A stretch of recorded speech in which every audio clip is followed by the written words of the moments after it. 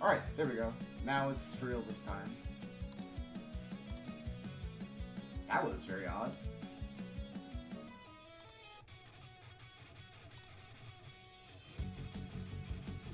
There we go. Yeah, I'm live now. Alright.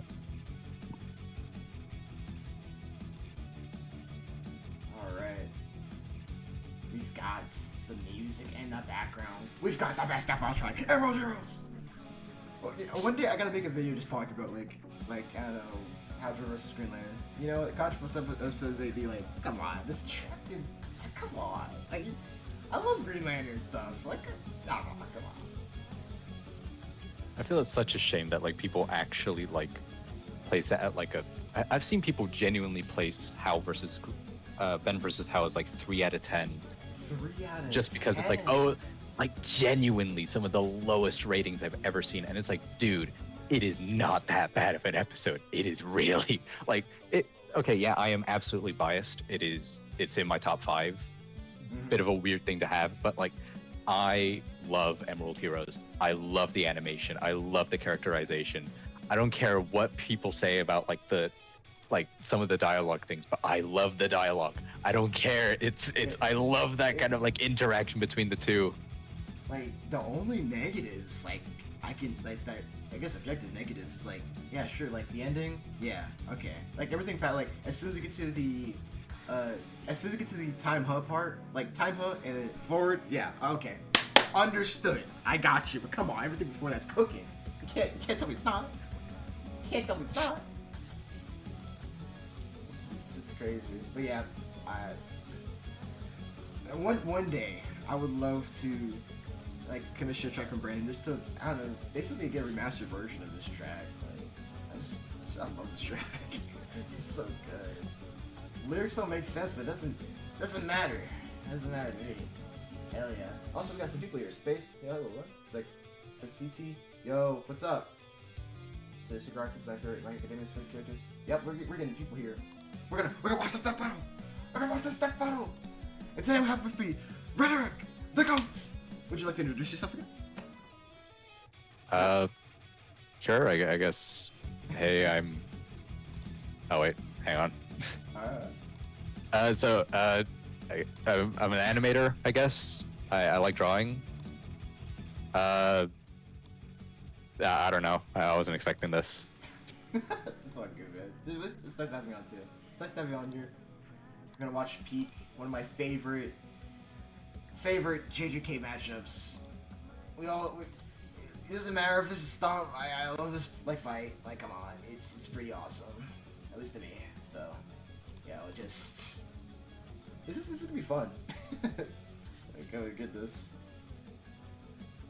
And since Moro's on this, I know Moro's gonna cook with the good old animation.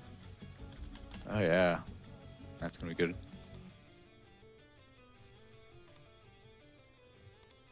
Let's see here. Give this a good old post right here. And I think that should be it. Whew. So chat, what's going on with y'all? This thing's about to start in 2 minutes. I think I'll like stream for after that battle's done. I'll probably stream for like two hours. Probably. I'm thinking about like ending the stream probably around 2:30 or just 3. I do got some other stuff I had to like complete today. And I gotta fry up some wings because Jobber is the best cook IRL. Y'all might not know this. I might start my whole little cooking thing about cooking with Jobber. And also I have to queue for Star Trek there too for some reason. I'll get Red Eric there, like the cooking channel. I'm gonna fry up some wings. Yo, Red Eric, what is your favorite food? I don't know actually. I don't really have a favorite, I guess.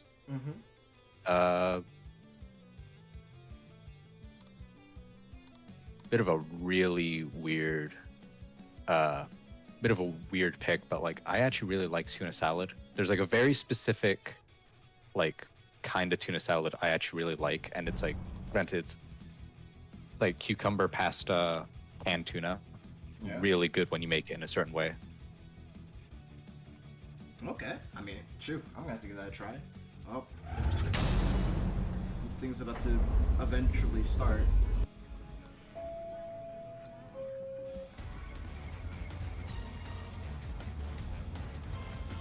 Let's see. Do you have any last minute predictions before any of the analysis parts, or? I think the guy that, like, if he touches you, like, it's over, wins.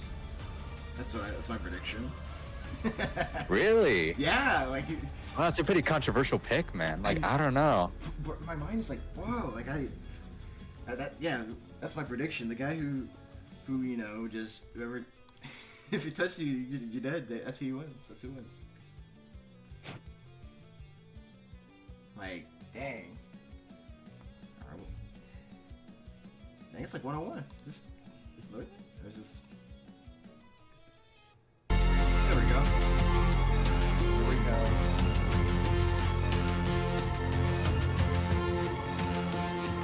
Alright. It's happening. Alrighty. Y'all all prepared? We're about to witness some awesome stuff right now. I'm actually I think I'm more so excited for like the analysis setting by DJ because he said he popped off for this. You know, I want to see what editing stuff he got up to. Alright. I'm on my editing training arc, so I want to see what he's up to with this. Let's see.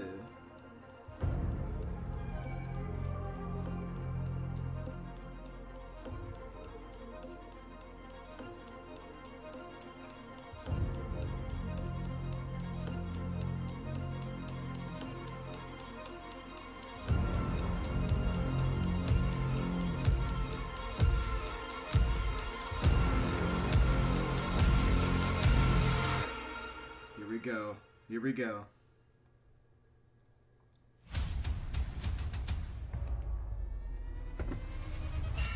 Alright, let's get this. Shigaraki versus Mahito. The symbol of fear versus the human disaster curse. He's Wiz and I'm Boomstick. They brought it back. Armor and skills to find out who would win a death pieces. battle. Tenko Shimura was just a sweet, shy boy who loved superheroes. But sometimes the hand of fate can't abide sweet shy boys. Ruthlessly beaten and abused by his hero-hating father, Tenko pushed beyond his emotional limits until he activated his inherent Lives in a society. Or work. It wasn't something cool really like does. light or super strength. In his terror, he accidentally killed his whole family. Well, except for dear old dad. That one was intentional. Tenko wandered the streets alone, silently begging for someone, anyone, to help him. If only a hero was there to save him. Like how creepy this looks with the only manga. open hand he found belonged to the devil. All for one. The greatest supervillain in history. He took Tenko under his wing, feeding a hatred of everyone and everything, and grooming him to one day lead his League of Villains in destroying Hero Society. With that came a new name, Tomura Shigaraki. Somebody really said, let's give like Shigaraki a nightmare's hand. work. Multiple. Look at it. Look at this, bro. It does what it says on the tin. Anything Shiggy I touches love with the all editing on 5 this. This is fingers turns to incredible. dust. I know, The right? perfect Like, power for I someone just who like how just he wants to frames it. destroy. Pretty menacing. All red. If not for that Ooh, dorky ass disturbing. costume. I get it, hands are his Yeah. thing, but come on, they just look so dumb and fake. Oh, those aren't prosthetics. Those are real hands from his family that he killed, attached to his face, and explicitly commanded to be left crazy. there by his mentor so that he would never forget his rage. Wow. Okay. While his use of decay started off relatively weak, it rapidly increased in power and range as Shigaraki came into his own. Decay isn't even limited to whatever he's touching. Anything that touches something he's decaying also decays. Spreading like an all-consuming miasma that can wipe out anything from an enormous tower to an entire city. If decay reaches you, your only hope is to isolate the body part that is disintegrating before it gets to something vital. After years of training with the greatest supervillain of all time, Shigaraki was finally put in charge of his own team with one mission. He must kill his master's rival, the #1 hero, All Might. Only to fall flat on his face. Shigaraki was a terrible leader, quick-tempered, short-sighted, and, well... Cringe! Oh, he's just so League of cringe. Legends. He uses gamer lingo unironically. He whines like a baby when things don't go his way. He's the kind of guy who would say normie in real life, in front of normies. But they say Damn. defeat is the greatest teacher of all. Only through struggle could Shigaraki manifest his dark conviction. Right, Damn, and All it's Might's just- new protege, Again, Izuku it's just- Midoriya, was coming What's into this his text? own as well. These two rivals, the inheritors of their master's blood feud, would push themselves past their own limitations. Especially when All Might and All For One double KO'd each other, leaving Shigaraki to lead the League of Villains all by himself. And with the stakes higher than ever before, Shigaraki stepped up. He personally battled the monstrous Gigantomachia for a month and a half straight, and conquered other villain organizations to create the Paranormal Liberation Front. Thousands of new soldiers for his personal army. All to impress All For One's personal quack, Okay. Dr. Ujiko, who spent months upgrading Shigaraki's body to make it more like his sensei's. It might have been constant agony, but Shiggy went from Chud to Chad. Ujiko's experimentation vastly increased Shigaraki's strength, speed, and durability, enough to match and surpass even All Might's absurd power. Sharing All Might's power between them, Deku and Bakugo were able to punch an island-sized hole in a cloud that reached 24 All right, miles into the this is sky. the Asta- We've calculated that before Yep. to be nearly Yeah. 80 million megatons of TNT, almost as much as the meteor that wiped out the dinosaurs. And Shigaraki can now move fast enough that his body produces hypersonic shockwaves and can even catch laser beams. And he's tough enough to survive Star and Stripes Intercontinental Ballistic Cruise Punch. Now the new name for my penis. Move over, Gigantico Megastore. Anyway, it also made a blast Oh so my big it gosh. showed up against the curvature of the Earth. Though he might seem invincible, when Shigaraki's man, they're body actually is gonna pushed count- hard enough, he will This evolve is- Wasn't that like into a state of multi-continental when it was calc or uncontrollable something? Power. I So think. Decay I mean, became... Oh, but just shit. putting in perspective, Forehead. just Shigaraki can oh my goodness, the spontaneously scale of generate this is flesh just into beyond existence, anything I've seemingly seen in millions of JJK. it in an instant, whenever he wants. He can even use it as a type of armor to defend himself in close combat. But that's nothing compared to Ujiko's greatest gift. Shigaraki wanted to be the new All For One, so what better way than the old man's quirk? All For One's quirk, All For One, allows its user to steal Okay. and store quirks with just a touch. And All For One has hundreds of them stored up, collected over the years. Each quirk is connected to a memory of its user's essence in the form of a spirit, a vestige. Kinda like a piece of their soul. They exist in this kinda psychic world in Shigaraki's body, and can even act as a spiritual defense should it be invaded. And with those vestiges came quirks like super fast healing, I air think blast, they radio might waves, actually flight, telekinesis, count it as like a teleportation of others, soul and the ability to based thing track from like what the foes. black box They said. can even combine Yeah, multiple they're quirks counting together, like vestiges in as this big souls, ass it seems electric so. It just Kamehameha. makes However, any Might vestige even stolen more or good. destroyed will also remove that quirk Yeah. from Shigaraki's repertoire.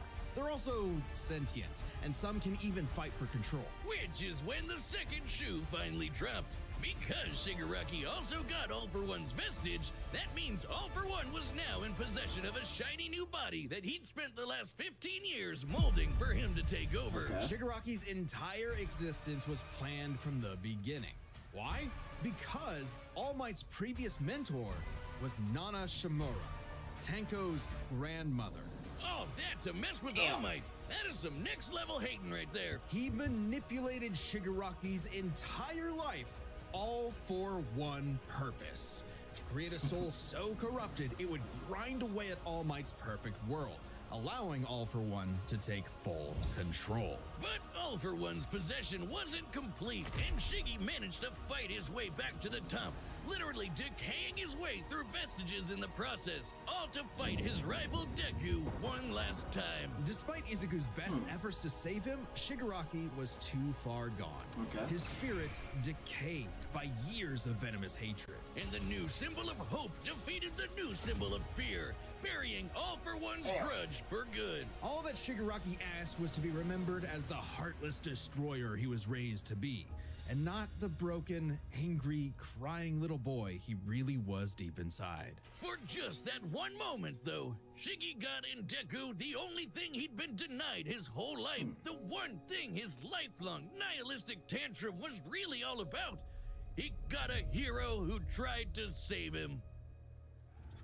That's nice. That's nice. This battle is sponsored by Robin Hood Wow, Gold. okay. With They Robin Hood really Gold, did a you good can now job enjoy with the VIP treatment, explaining receiving a Shigaraki's 3% IRA match on retirement It's one of the contracts. reasons why I really like the My Hero Academia ending. Where just like Deku looks back and he sees, like, I guess kind of the spirit of, Shigaraki's looking up back and like Plus, you also smiling, get you know? 4% I APY mean, on your it's like, cash and yeah. non-retirement accounts. That's over nice. 8 times That's the nice. national savings average. The perks of the high net worth are Yeah, now I wish y'all did so available far. for any Yeah, network. amazing announcement. Like, yeah, the Standard is ending here was. with Robin Hood Gold. I'm To not gonna lie, I was receive getting your memorized, 3% boost on about annual mesmerized by IRA it, like, contributions, sign up at robinhood.com/gold. Investing involves risk. I'm gonna take some Rates notes. subject to change. 3% match requires Robin Hood taking Gold at notes $5 here. a month for 1 year from first match and must keep funds in IRA for 5 years. Go to robinhood.com/boost. Over 8 times Really the gonna national improve my average savings text account work. interest rate claim is based on data from the FDIC as of November 18th, 2024. Amazing. Oh, yo, Robinhood Financial Curtis, you're LLC, here. member Count against the SIPC. curvature of the Gold earth. membership Remember is that offered by couple years Robinhood ago? Gold LLC. Oh, stuff. Ever since Cain slew his brother Abel All right, and here we wetted his go. fields with his blood, The man's Mahito one. greatest fear has been his fellow man. But what if this fear took on a life of its own? What if all that negative emotion humans felt for one another spilled from their bodies and congealed, forming, over time, a living being fueled by malice, which believes in nothing but the law of the jungle? Well, then you'd have the special grade curse with the patch face, Mahito. Oh, I've had people tell me I've become a human disaster curse when I've had too many mojitos. Mahito is one of the deadliest beings to ever afflict mankind. He's no mere mortal, though, but a The name cursed means spirit. true person? Innumerable spirits exist, weaker or stronger, depending I on didn't the know that. amount of anxieties, jealousies, hatreds, and fears humans feel about them. Like the fear of locusts, kinda weak. Or the fear of smallpox, getting stronger. Or the fear of fire. Oh, goodbye, Tokyo. So it follows that mankind's fear of itself would be extremely powerful. Those negative emotions manifest as Mahito, a being composed of cursed energy. It's basically like evil ki. Cursed energy can be used to make spirits Ooh, way stronger, faster, and tougher than any normal human. And it's invisible, making curses like Mahito impossible for the untrained eye to see. Only a life or death situation can galvanize a normal person to see a cursed spirit. That also makes cursed spirits virtually immune to physical damage. They may be physically present in space, but can only be harmed by attacks that embody spirit matter like cursed energy. Which makes curses insanely hard to get rid of, like ghosts, cockroaches, or my ex. That's why you need a jujutsu sorcerer to come in and kaizen the shit out of them. They call it exorcism, but I like the way I said it better. Curses and sorcerers have battled each other for millennia, waging an endless war over the fate of humanity. Alright. Almost exclusively in Japan, though, for some reason. But Mahito is special. You see, most curses are basically dumb animals. But Mahito has so much cursed energy that it gave him sentience. So he was recruited by Kenjaku alongside other special grade disaster curses to wreak havoc upon the world. In fact, they made Mahito their leader. And even more frightening than intelligence and bloodlust, Mahito possessed philosophy. Perhaps informed by the tragic meaninglessness of interhuman conflict, Mahito is an existential nihilist, believing in nothing but his own will to power. It's a dog-eat-dog world, and Mahito is the wolf. Which also makes him kind of a goofball. If nothing matters, why not have fun with the slaughter?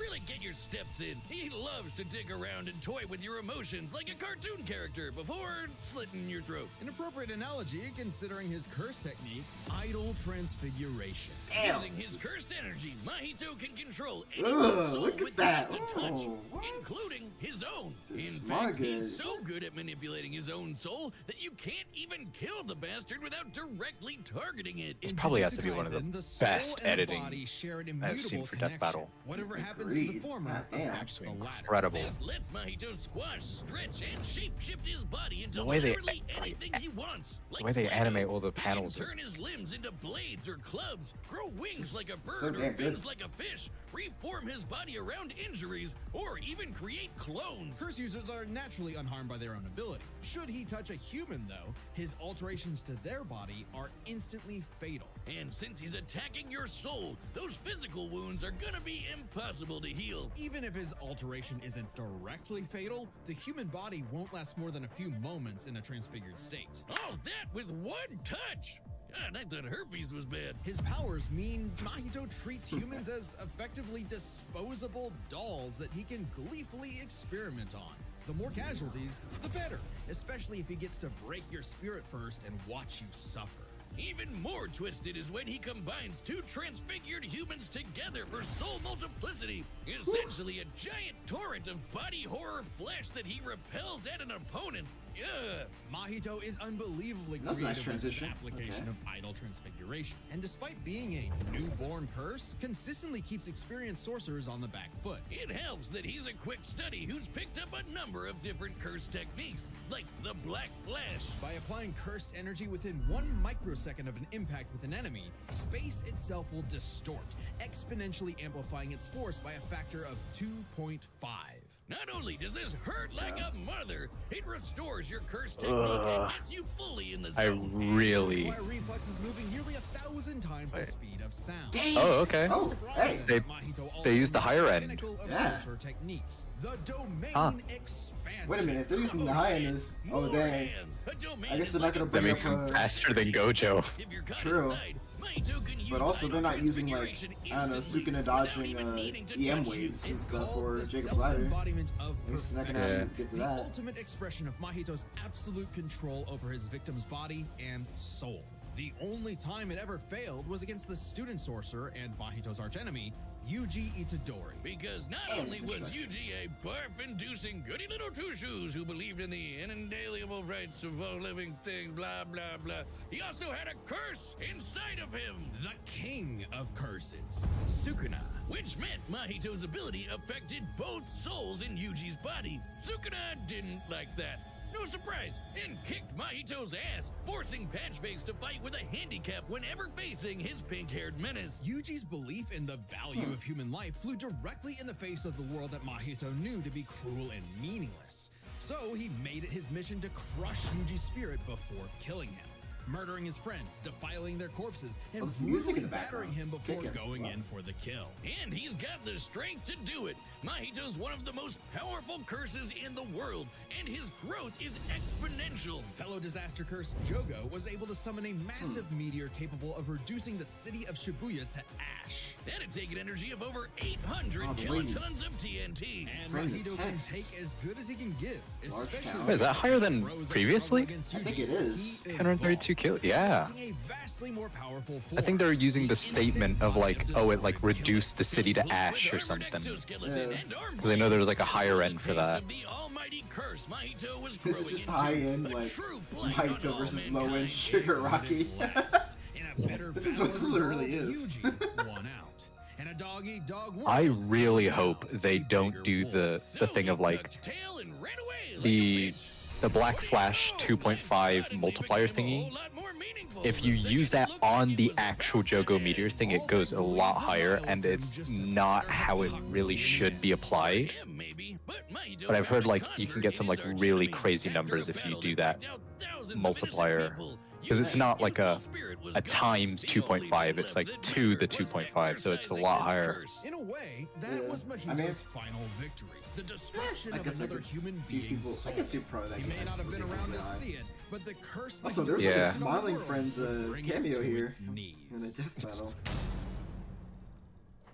Hey, do you see that join button? Yeah, that one. All That's your right, ticket look to at being a this. Death Battle So, champion. As a champion, you yeah, get all sorts of exclusive Death Battle content, Mahito's cooked. like extra Yeah, videos, and we already knew live that, chats, but and sending still. us your own matchup ideas. And Yeah. your support helps us. I kinda make feel even a more little- Death Battle. So little thank you bad for for being a champion. It's kind of crazy. Like he's gonna All get. right, the combatants are. Well, set actually, to never mind. run Not the really. I data don't. through I all don't really feel possibilities. bad. It's Not time really. for a death But battle.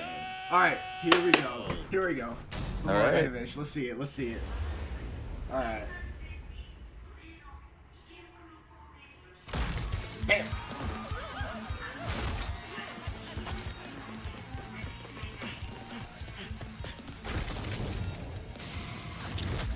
Hey. Okay. I'd heard of a And you can see him immediately. There we go. Dang. My organization is going to tear this putrid world down around us. We could use a freak of your talents. Little old me. I'm gonna recruit him. Do I want to be king of the social rejects? How about I bring him your head instead? Fine by me. Let's call this your audition, Sickum. Oh, the dialogue's on point. God, Shigaraki doesn't even care.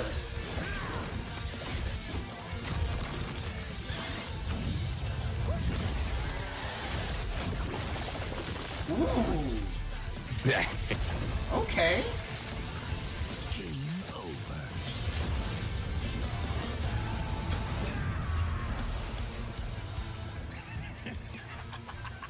Smoking his pack. He's smoking his pack. Did you see that? God, how lame!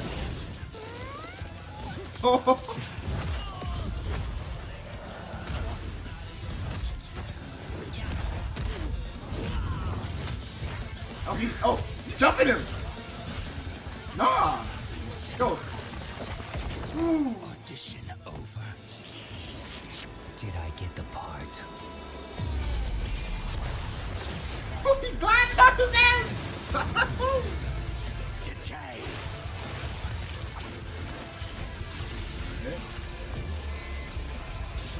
Oh shit. Damn. What a rush! Whoa. Already? Oh. Oh. No, we're gonna use 4. Oh.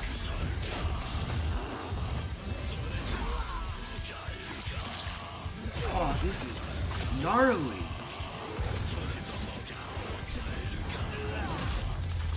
Ooh. That all you got? Domain Oh expansion. shit. Domain expansion. Ooh. Let's call it. Domain expansion. Oh, So the 3D hands. animation though. You're just a scared little boy whose daddy is mean and wants to make it everyone else's problem. Grow up. Oh lord. No, is it? Oh, It's all for one. let's go. It's all for one. My masterpiece. Ooh.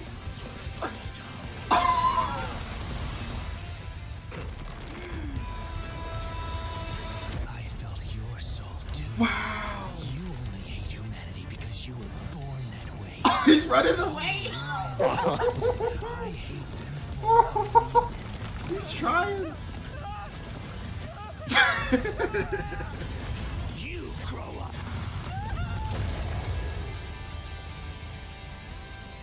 Wow. Wow. What did I say, Wiz? That was- Like a bitch. That was incredible. Complex power sets, this match Yeah. is a puzzle to figure out, which is why we're breaking it down to 3 categories: physical stats, Three? ability, and their Alright. powers. All right. But first, let's address one thing. Could Shigaraki even see Mahito? He's an invisible curse after all. Cursed energy and quirks are notably different, and Shigaraki wouldn't be able to see curses normally. However, even regular humans can spontaneously develop the ability to see curses in life and death scenarios. And with the Surge quirk, Shigaraki would have had no problem tracking it. So seeing Mahito wouldn't have been an issue. With that out of the way, we can jump into their stats. This was no contest. Despite the disaster curses being able to destroy entire cities with their cursed energy, Shigaraki scaling to Deku and Bakugo meant he was calculably millions of times stronger. He was This is faster, a lowball too, Shigaraki. considering he could react to light beams, while Mahito's Black Flash capped out at nearly 1,000 times the Versus a speed of sound. highballed Nothing to Mahito. scoff at, but Great. Shiggy was thousands of Wow. times faster. Shigaraki Dang. takes stats. But survivability was a little trickier to figure out. Yep, in terms of raw durability, Shigaraki was a lot tougher, and his ability to generate new flesh meant that he could heal any wounds he might receive super easy. However, Mahito is a curse and is immune to the kind of overwhelming physical damage Shigaraki could dish out. Not only that, Mahito's regenerative ability via idle transfiguration meant that he'd come back from anything short of spiritual damage. Considering Mahito's unique curse All right. he should actually That's- get the edge in survivability. Which presents Okay. a crucial All right, question. you know what? Could Shigaraki even kill a curse like Mahito in the first place? Or would Mahito's unkillability give him the time he needed to eventually put Shiggy down with idle transfiguration? It all comes down to their powers. Shigaraki had a lot more variety with all of the crazy quirks All For One had collected over all the years, but none that we know of could properly kill a curse. That didn't mean Idol Transfiguration was a surefire bet either, though. Of all things, Shigaraki's vestiges served as a spiritual shield from the effects of Idol Transfiguration. The fact that Mahito could not avoid targeting Sukuna while attacking Yuji meant that he couldn't target specific souls inside a person. And Shiggy has hundreds of soul-like entities inside of him. Sure, each one down means he loses a quirk, but that's more than enough time to land a single hit with Decay, especially considering how much faster Shiggy is. And Mahito has no way to defend against Shigaraki's primary quirk. Decay has affected spiritual beings in the past. Again, vestiges. In fact, he was able to damage Deku's vestige and have that damage transferred to the Deku in the real world. Mahito may be made of spirit energy, but he still has a physical form. In fact, sorcerers that couldn't naturally target the soul were able to fight him on even footing. No reason to think Shiggy wouldn't decay him like everyone else. Giving Shigaraki the third and final edge. Some reasonable explanations It was a here. unique duel to the death, but Shigaraki's overwhelming You only have one unstoppable stage. powers Regeneration and is deadly impossible, decay so. spelled the end for the disaster curse. Nothing else to say. You really gotta hand it to Shigaraki. The winner Damn. is Tomura Shigaraki. That was Next time on Death actually Battle. incredible. So- Great. So to Next time. what's this? Huh. Rip and tear. Wait, what? Wait, Oh, well, that's soon? Oh wait, this Subscribe soon? and join as a member to I'm see actually more surprised. Death Battles. Huh. Thanks Oh, for watching. Well, shit. Oh, all right. yeah, like.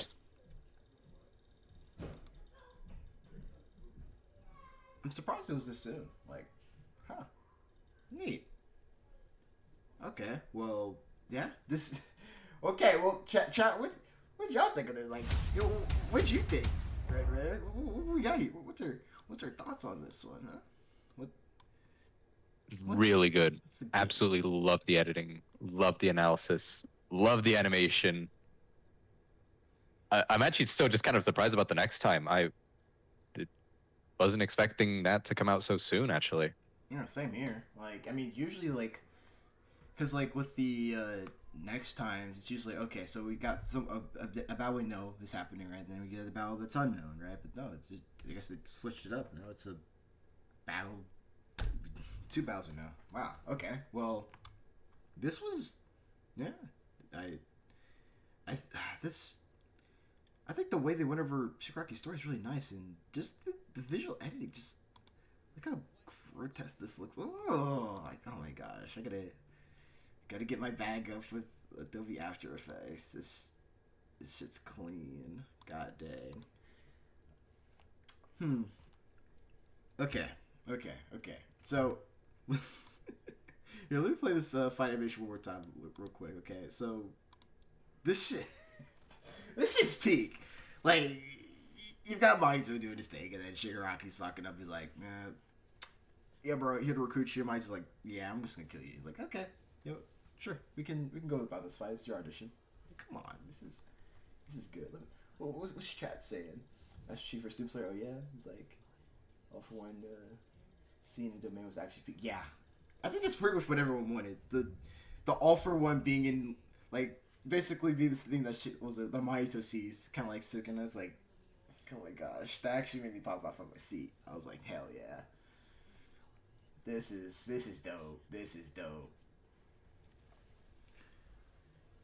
But yeah, I think they really just went with the highballed version of they highballed Mahito, but didn't necessarily scale him to Sukuna. Let's say, like, to give him, like, I don't know, potential, like, speed of light FTL stuff, or just FTL stuff or whatever, but just reasonable.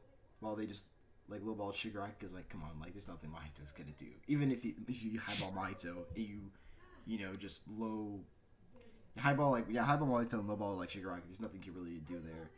So yeah, that's kind of the gist there, I think it was pretty interesting to, see the Nomos get interacted into this fight. Just look, Shigaraki just doesn't care. He's like, I don't care about this shit, but, like, I get my bag up. Like, that's all it is. So yeah. But yeah. Here, one sec.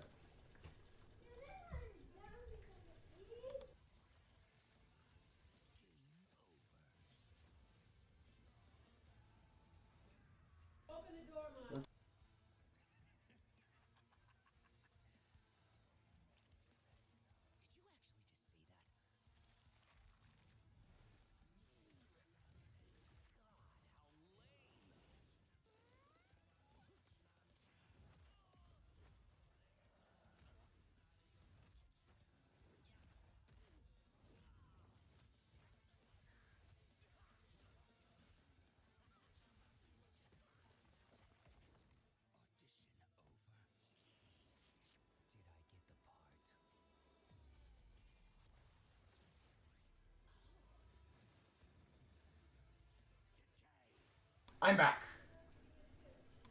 Oh, sorry. There, I'm back. Back to the past, Samurai Jack. All right, but okay. So, what else we got here for this battle? Okay. So, here, let me get this real quick. Let me get this real quick. Right there, you still present? Oh yeah. Okay. So, let's there we go. All right. So, quick review, real quick. Let's see. Right here at this wait, I just realized I'm not streaming to you. Here, let me stream this to you real quick. Sorry about that, actually. Here, let me stream. So, you can see what I'm seeing. All right. All right. So, Yeah. okay. So basically, really enjoyed the characterization where like they're pointing at each other. Shigaraki doesn't care. He's like I don't care about this dude. You've got the little choreography. He's doing flips around these no moves. Gets them to both hit each other. Of course, Mahito, classic. Look at this. Ooh, he throws it. Give me this, bro. He throws it at them. Come on. That's a pretty sweet little power interaction right there. And you've got, of course, Shigaraki overpowering Mahito pretty casually. Come on, look at this. Mahito's trying to cook and he's like, yeah, you see that, bro? Come on. God dang.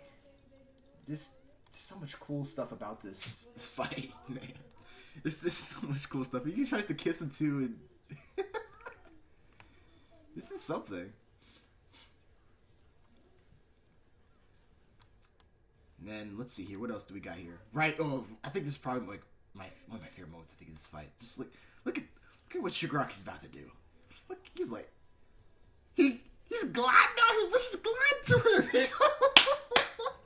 He glides to him. Come on, that's clean. I gotta make that a gif. He's straight up gliding onto him. Oh man. Of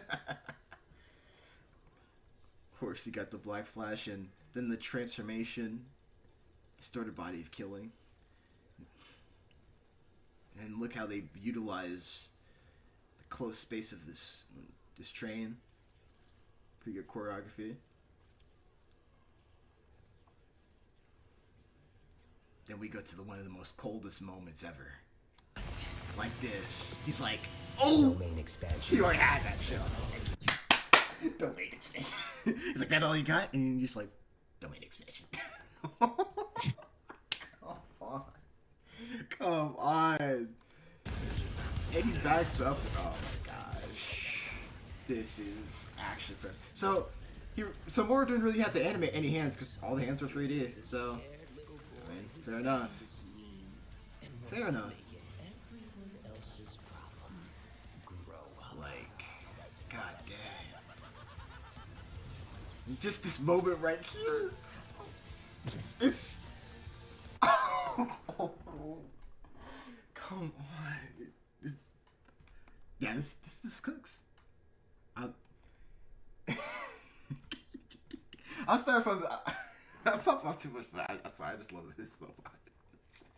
Oh my gosh, they did it completely justice. Oh, complete justice. Unironically, given the two characters, it was done to this fight. Like, god dang. Look at him. He said hands off. Get him out of here. Oh my gosh. And then this whole scene. I felt your soul too. You only hate humanity because you were born that way. He just tries to run away.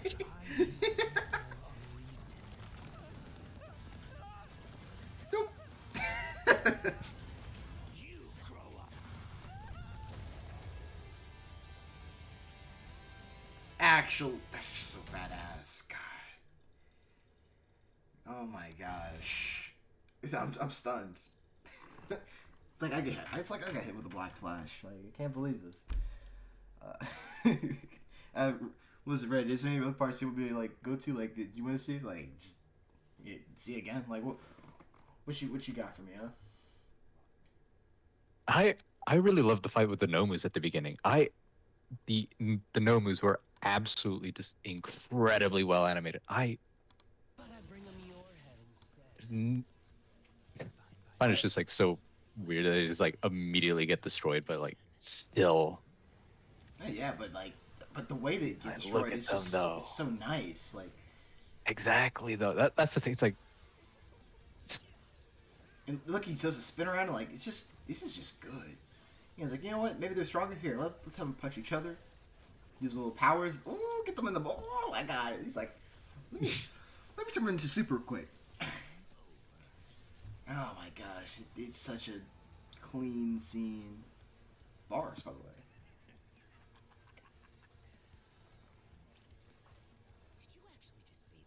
Did you actually see that? Is that game over? What is this?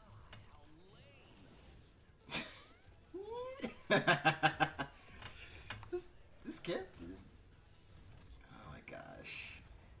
They really did such a great job. I read some comments on the street chat real quick. Since Shigaraki won, I better not see anyone sad after winning for this fight. Some people actually think, I don't know, Mahito actually had a chance here. I'm like, you know what? I don't know what y'all cooking here. Look, I want to see that scene one more time. Actually, hold on. Wait, I just gotta see the animation. I'm sorry, I think that's my favorite part. Look at this. He's gliding into him. Oh my gosh. Damn. Oh my goodness. That glide. He approaches that. It's a slow glide. God damn. It's cold.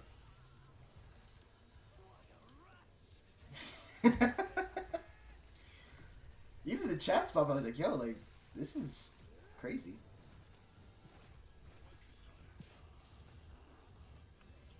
Man, purple. Just the gore. Oh my gosh. Damn. You just, it's so gross.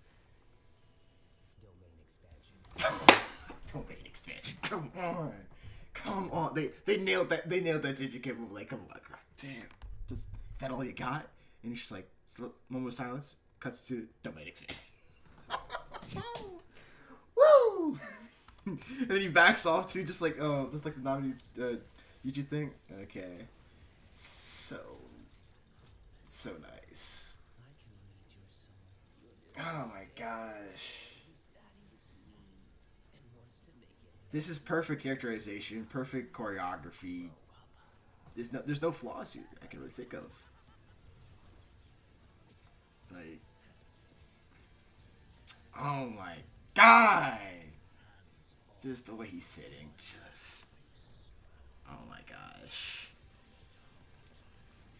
Okay, this will be the last time we replay this fight. Okay, so no more fight interceptions. Okay, we're getting too mesmerized with this. Wow. Look at his fucking runaways. Ah!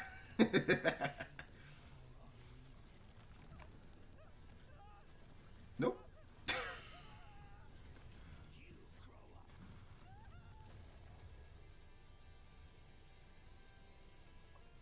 Shigaraki's like, I'm the better written character. What are you trying to roast me for? You know, put the background music back on real quick for everybody. Good old Emerald Heroes. You know, I'll mute this too. Probably just look at this, a good analysis stuff. Wow, this battle, like, here. I need to pay more attention to the challenge for us. I'm missing a lot of chat stuff. Hold on, let me see here. It says, also, once again, I apologize to chat if I'm missing out what y'all are saying.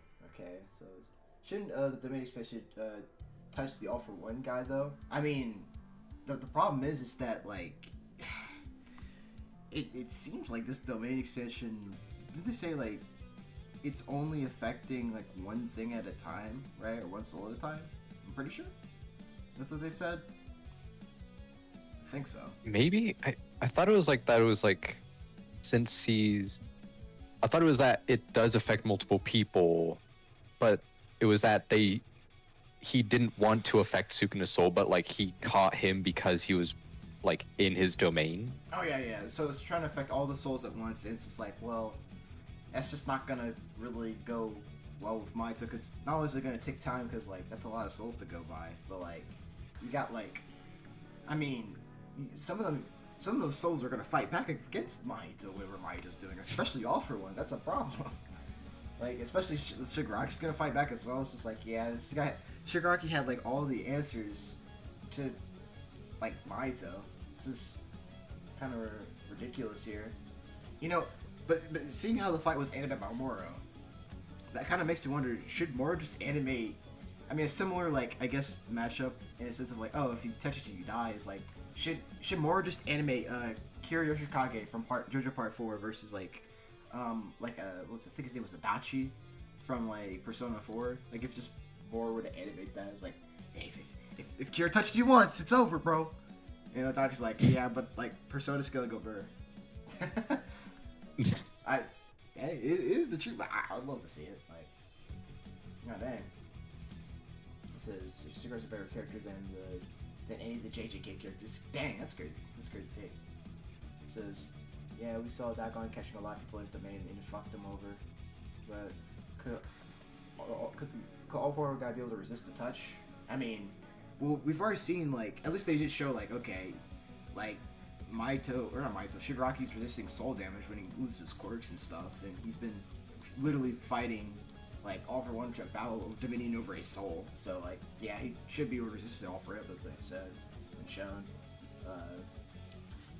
Let's see. Can't believe we're going from one stop matchup to another with Chief-Slayer. Hey, come on. But listen, the difference between like a bad stop matchup and a good one is like a bad one is just like a matchup I don't really care about. It's like, oh, I don't want to see this. Like, but good stop matchup is like Shigaraki Mahito. Like, everyone wants to see this because like, it's like, listen, it may be a stomp, but like the fight's just so good it doesn't even matter, right? That's how I look at Shigaraki Mahito the same way I look at as like Chief-Slayers. Like the fight's so good, like I don't even care. Like these are just badass like fucking soldier marines or whatever, futuristic soldier marines, like doing the shit, right? It's classic. Obviously, I mean, it's gonna feel bad for it because this time I guess the difference is this time we don't want to see either. We don't want to see either of them lose, especially Chief, right? But hey, yeah, it is what it is. I mean, at least in my opinion, like I'm pretty sure Master Chief's gonna get back onto the show anyways and fight like Commander Shepard. He's a better chance of winning against him. wait, way better chance of winning against Commander Shepard than fucking Doomslayer. There's even I think someone's pitching that to the Death Battle people. You know, it was a Master Chief versus Commander Shepard, so that's just dope. So CT said, "Don't worry, I can find the 40 Chief scans." Wait, Red Eric, is this true? 40 Master Chief? 40 Master Chief? Is this true? I heard 11D Master Chief. 11D. Oh my god. I don't know what they're talking about 40, bro. Like I have seen some high level. The thing is, like, I think Master Chief, like Halo as a verse, is insanely powerful. Granted, I'm pretty sure the 11D was just like massive highball that like someone was trying to do. But like the thing is, like the actual verse itself is like actually really impressive in terms of like the cosmology. But outside of that, like Chief does not scale to it in any way, shape, or form. Like I've seen some like nonsensical arguments for like trying to get them to like multiversal or something, just because it's like, oh, but theoretically you'd be able to be this powerful to be able to survive. It's like, no, he's not. Like you're, like, the thing is, even if they do like, the thing is like, even if they don't accept like the higher level stuff for Doomslayer, I'm pretty sure Doomslayer just still outscales him. Like I'm pretty sure that's like a consistent thing, even without like the cosmology stuff. Like he is just like generally stronger. Yeah. You know, yeah, it's kind of just like it's kind of strange though. I just realized it. Doomslayer beats, you know, Master Chief, like obviously, but like he can't solo his verse because, like, at least if you're saying, oh, can he like destroy his cosmology or something, like get this, he's like complete solo verse. Like, well, I guess technically no. Like that verse is like 11D unless you buy like low outer, I don't know, Doomslayer or something. That's an actual. I know like outer versal is definitely an argument for Doomslayer. I have seen that, and I know I have no thoughts on that. I'm like, it's there. I've seen it. I guess, but I think I've also seen, surprisingly, I remember seeing like a calc for like a Universal Master Chief. I think there's actually a calc. For really? Yeah. Universal Master Chief is. it's a bit weird.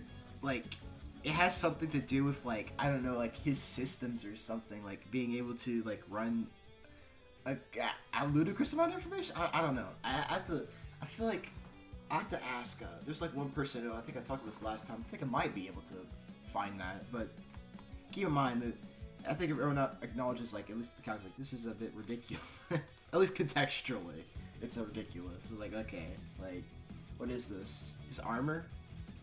I don't know. I do think, like, the next match, they will absolutely have, like, a little black box in the corner saying, like, oh yeah, Halo does actually have 11 spatial dimensions, but, like, just Master Chief does not scale to it. Yeah. Because, like, I know it's, like, it's somewhat... I know it's, like, a big thing for, like, Halo does have, like, a really impressive cosmology. Like, if you actually do look into it, it's, like... what is it? The Sill space? Or Sill something? Like, is supposed to be, like, higher dimensional. And it's, like, explicitly stated, like, it has higher dimensions. And I think it does specifically say 11 dimensions, which is the reason why everyone scales to... says, like, oh, yeah, it's 11 dimensional. It's not like, oh, it's beyond... like string theory or something in which like there's a bit of interpretation with like where the dimensionality would be, but like for that I do know there's like a direct statement of like there's a specific number of dimensions. Yeah. But even still, it's like they do not scale to it. It is just like there's a lot of franchises where like you have a crazy cosmology and everyone scales to it, but like Halo's a pretty good one for not scaling to it. Yeah, I think I don't know. Only, like, the only characters that like, or I guess species in Halo or whatever. The only thing in Halo that actually does scale, or at least scales even half of it's insane, is like the Flood. That's what I know for a fact. The Flood is cracked. Yeah. Okay? In the novels, like in the novels, like let's say in the video game, they're already like, dang, this is like kind of crazy what they're doing. But in the novels, they actually do like scale to the higher dimensional shit, 100%. I think the true form is in the higher dimensional space or whatever. It's ridiculous. Like, you can't kill the Flood. Like, it is ridiculous. Yo, what's up, Randy C Gaming Dude? What's up? So you're like, yeah. I just hope that at least Master Chief is done justice in the next episode. I hope he's done justice, and I haven't really seen anyone, I guess, have a full-length power skill of Master Chief. The highest I've seen Master Chief be is like, I think it was City, and like he's not even fat, like speed of light. I was like, damn, this is you gotta get your back up, right? Please, you gotta find something. Get him speed of light at least, please. They got lasers there. Come on, he's got a skill of something, right? Right? I hope so. Chief. Like, he's like, imagine this, like, Master Chief, he's fighting against the Doomslayer. It's near the end of the fight. Like, let's say him and Doomslayer in hell, right? And like, Cortana's like, Chief, what are you doing? You can't win against the guy. What are you doing? And he gets up, he's like, I'm finishing the fight. Like, and then like Doomslayer's like, damn, this guy is, I respect this. Like, he knows he can't win, but he's still fighting anyways. This is like Chief fighting against Doomslayer is like Captain America fighting against Thanos. That's the best way to put it. That's the best way to put it. Come on. He knows he's not gonna win, but he's like, shh, I'm not gonna back down, bro. I can do this all day. Doomslayer's like, okay. Oh my gosh. See, CT says, bro, the Flood is so metal. Unironically, think they demolished the Tyranids. I don't know who the Tyranids are, but I can give you another one, actually, another matchup for the Flood I do like is the Necromorphs from, like, Dead Space. Or at least, pretty good fight. I mean, Necromorphs or Brother Moons, they don't stand a chance, but, like, it's still a good fight. Like, at least. Tyranids are from Warhammer 40k. I have... How do you get to that series? Wait, Red Eric, you know that series, right? Warhammer 40k? No idea. All I know is, like, there's, like, some really high-level scaling. But then again, like, half the people I speak to, they say, like, oh, no, they're absolutely outer-versal. And then the other half are saying, like, nah, they're more, like, planetary, like, city.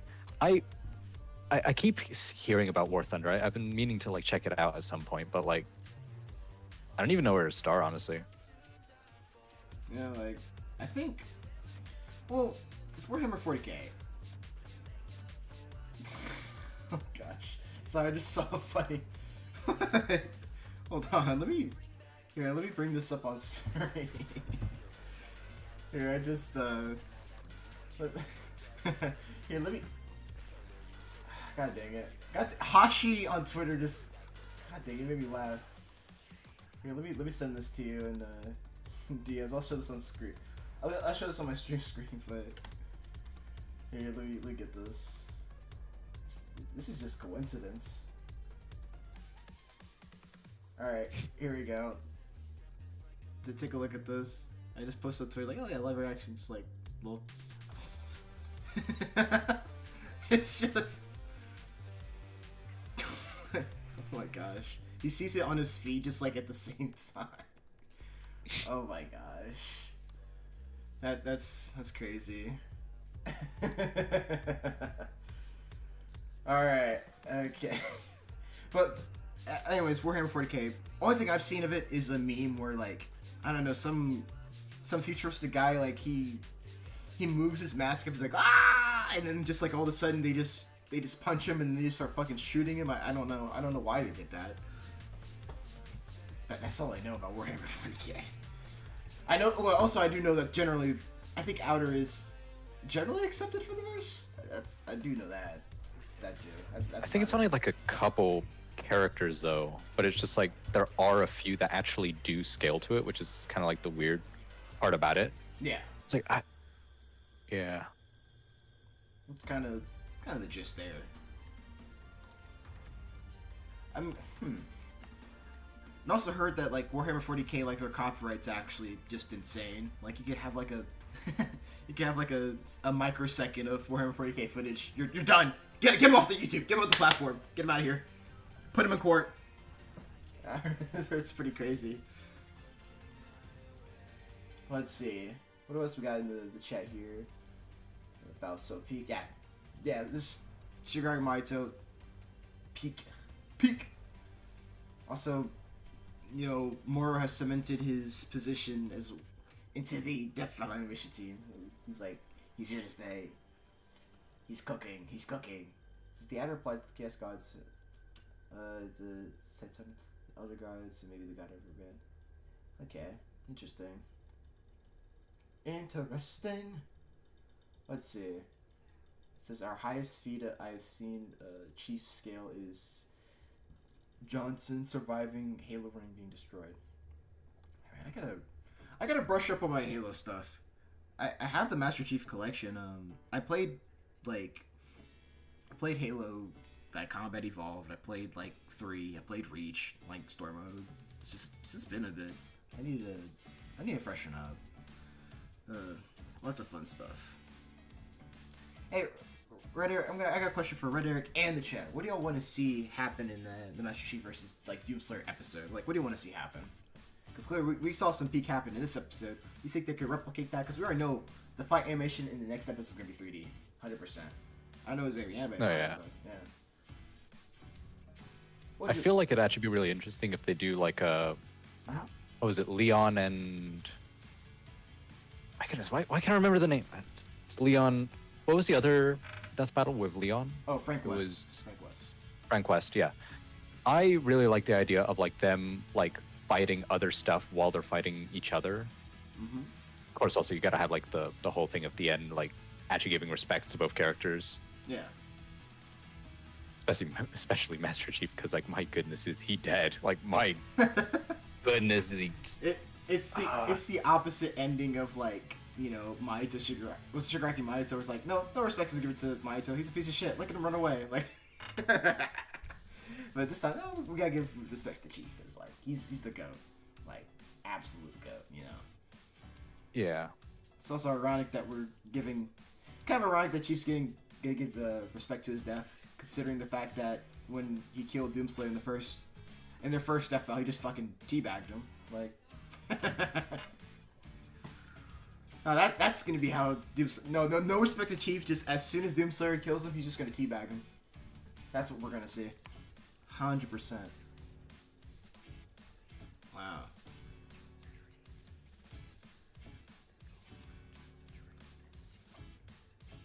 Okay. Red, what do you think? Actually, hold on. Wait, this is. I think some chat says some things like, let's see here. So this is the best step out for both JJK and My Hero Academia so far, and true. I mean, way better than Deku vs. Astas, where that's an improvement. What else is? All Might guy though. I mean, okay, like, ooh, that's a. Yeah. I think I'd put this above. Maybe, yeah. All My guy. Yeah, Yeah, I mean, this was just fluid all the way out, like fluid all the way through, you know. So back for the Master Chief Doomslayer, the kill be a glory kill. It makes sense. That makes sense. Kill the glory kill. So I want to see Master Chief fight until his dying breath, despite being so much weaker than like Doomslayer. Yeah, I think we all want to see that. I want a Captain America moment with him, like it's like the MCU, like where Captain America's fighting just Thanos. It's just like in the Endgame, he just like he's beat the fuck up, he still got up, he just strapped his shit on. He's like, ah. Like, that could be Master Chief with his shields down or some shit. Like he's like, Chief, what are you doing? This is suicide. That's Cortana speaks, and he's like, I'm finishing the fight. Like, come on. He's not giving up. It says the Flood and demons interrupting the fight. Pretty cool. It's kind of crazy that the Flood would actually. I think the Flood would actually be able to just beat the demons with Doomslayer. That's so whack, though. The Flood scales to the actual, at least their higher true form, whatever, scales to the cosmology stuff. Flood Chief doesn't. Crazy. See Master Chief throw plasma grenade through the bubble shield. Okay. Actually, I thought ideas. Well, I think it would take too much time for me to go back and see where I typed that up before. But someone said I would love to see Doomslayer give some respect to Master Chief after killing him because they both understand each other. Yeah. It says it's above all my bitches barely. Oh, yeah, episode. But seriously, I want to see both Doom Guy. Why is there a rap out of here? Last time. What the heck? Okay. Seriously, I want to see both Doom Guy with Crucible and Chief with the Master Sword with the Energy Sword have a duel. That would be pretty cool. That would be pretty cool. Yeah. It could be framed like, for example, remember Chosen? Is it Chosen Undead versus the Dragonborn, right? Where just like it was the sword scene, like where Chosen Undead did the whole like little thing with his sword, his moonlight sword. Like he had. Let me show this real quick, okay? Because someone in the chat said, "Want to rewatch Master Chief? Sorry, Doom Guy versus Master Chief." Sure, I'll rewatch that. But here, I want to show this thing real quick. Let's load this up. Like, where is this at? This is genuinely one of my favorite stuff. Like. Dang. Let's see. So like I don't even care if it's a repeat, but just to have Doomslayer do this with the fucking Crucible. Come on, you cannot sell. I mean, I think he doesn't he already do it in the video game? In one of the trailers at least. I know he does this. Like if he does this in the fight. Oh yeah, I think he does like the exact same kind of pose with like the sword. Yeah, like. Yeah. I'd love to see that happen. Just like Chief activates his plasma sword and just Doomslayer has his crucible and just does it like he's like that. Ooh, that could look really nice. Really nice. Alright. Let's go to the original stuff. We're gonna see this real quick, okay? We're gonna go way back. We're gonna go back. We're gonna think we're Samurai Jack. Back to the past. This music's pretty chill. God dang. Alright. Alright, we got this ready. Alright, let's give this a good old rewatch real quick. Revision. This is old. This is old! When the aliens invade 1,000 years from now and our hyper-advanced technology isn't enough, our last hope will inevitably be placed in the hands of the lone Space Marine. like the super soldier, Master Chief. And Doom Guy, the bane of hell itself. He's Wiz and I'm Boomstick. And it's our job to analyze their weapons, armor, and skills. I don't think to I've find out actually who watched would this win episode. a death Really? battle. Oh damn! It's your first time. Oh then. yeah. At the young Yeah. age of 6, Feels John so 117 classic. was abducted by the UNSC to be part of the Spartan 2 program. The worst daycare ever. At 14, he underwent the program's augmentation procedures, dramatically increasing his strength, speed, vision, intelligence, and reflexes. When he was done, his bones were Increase his nearly intelligence? indestructible, and he Yo, could give me beat that up shit, and bro. kill way more experienced Marines. At 14!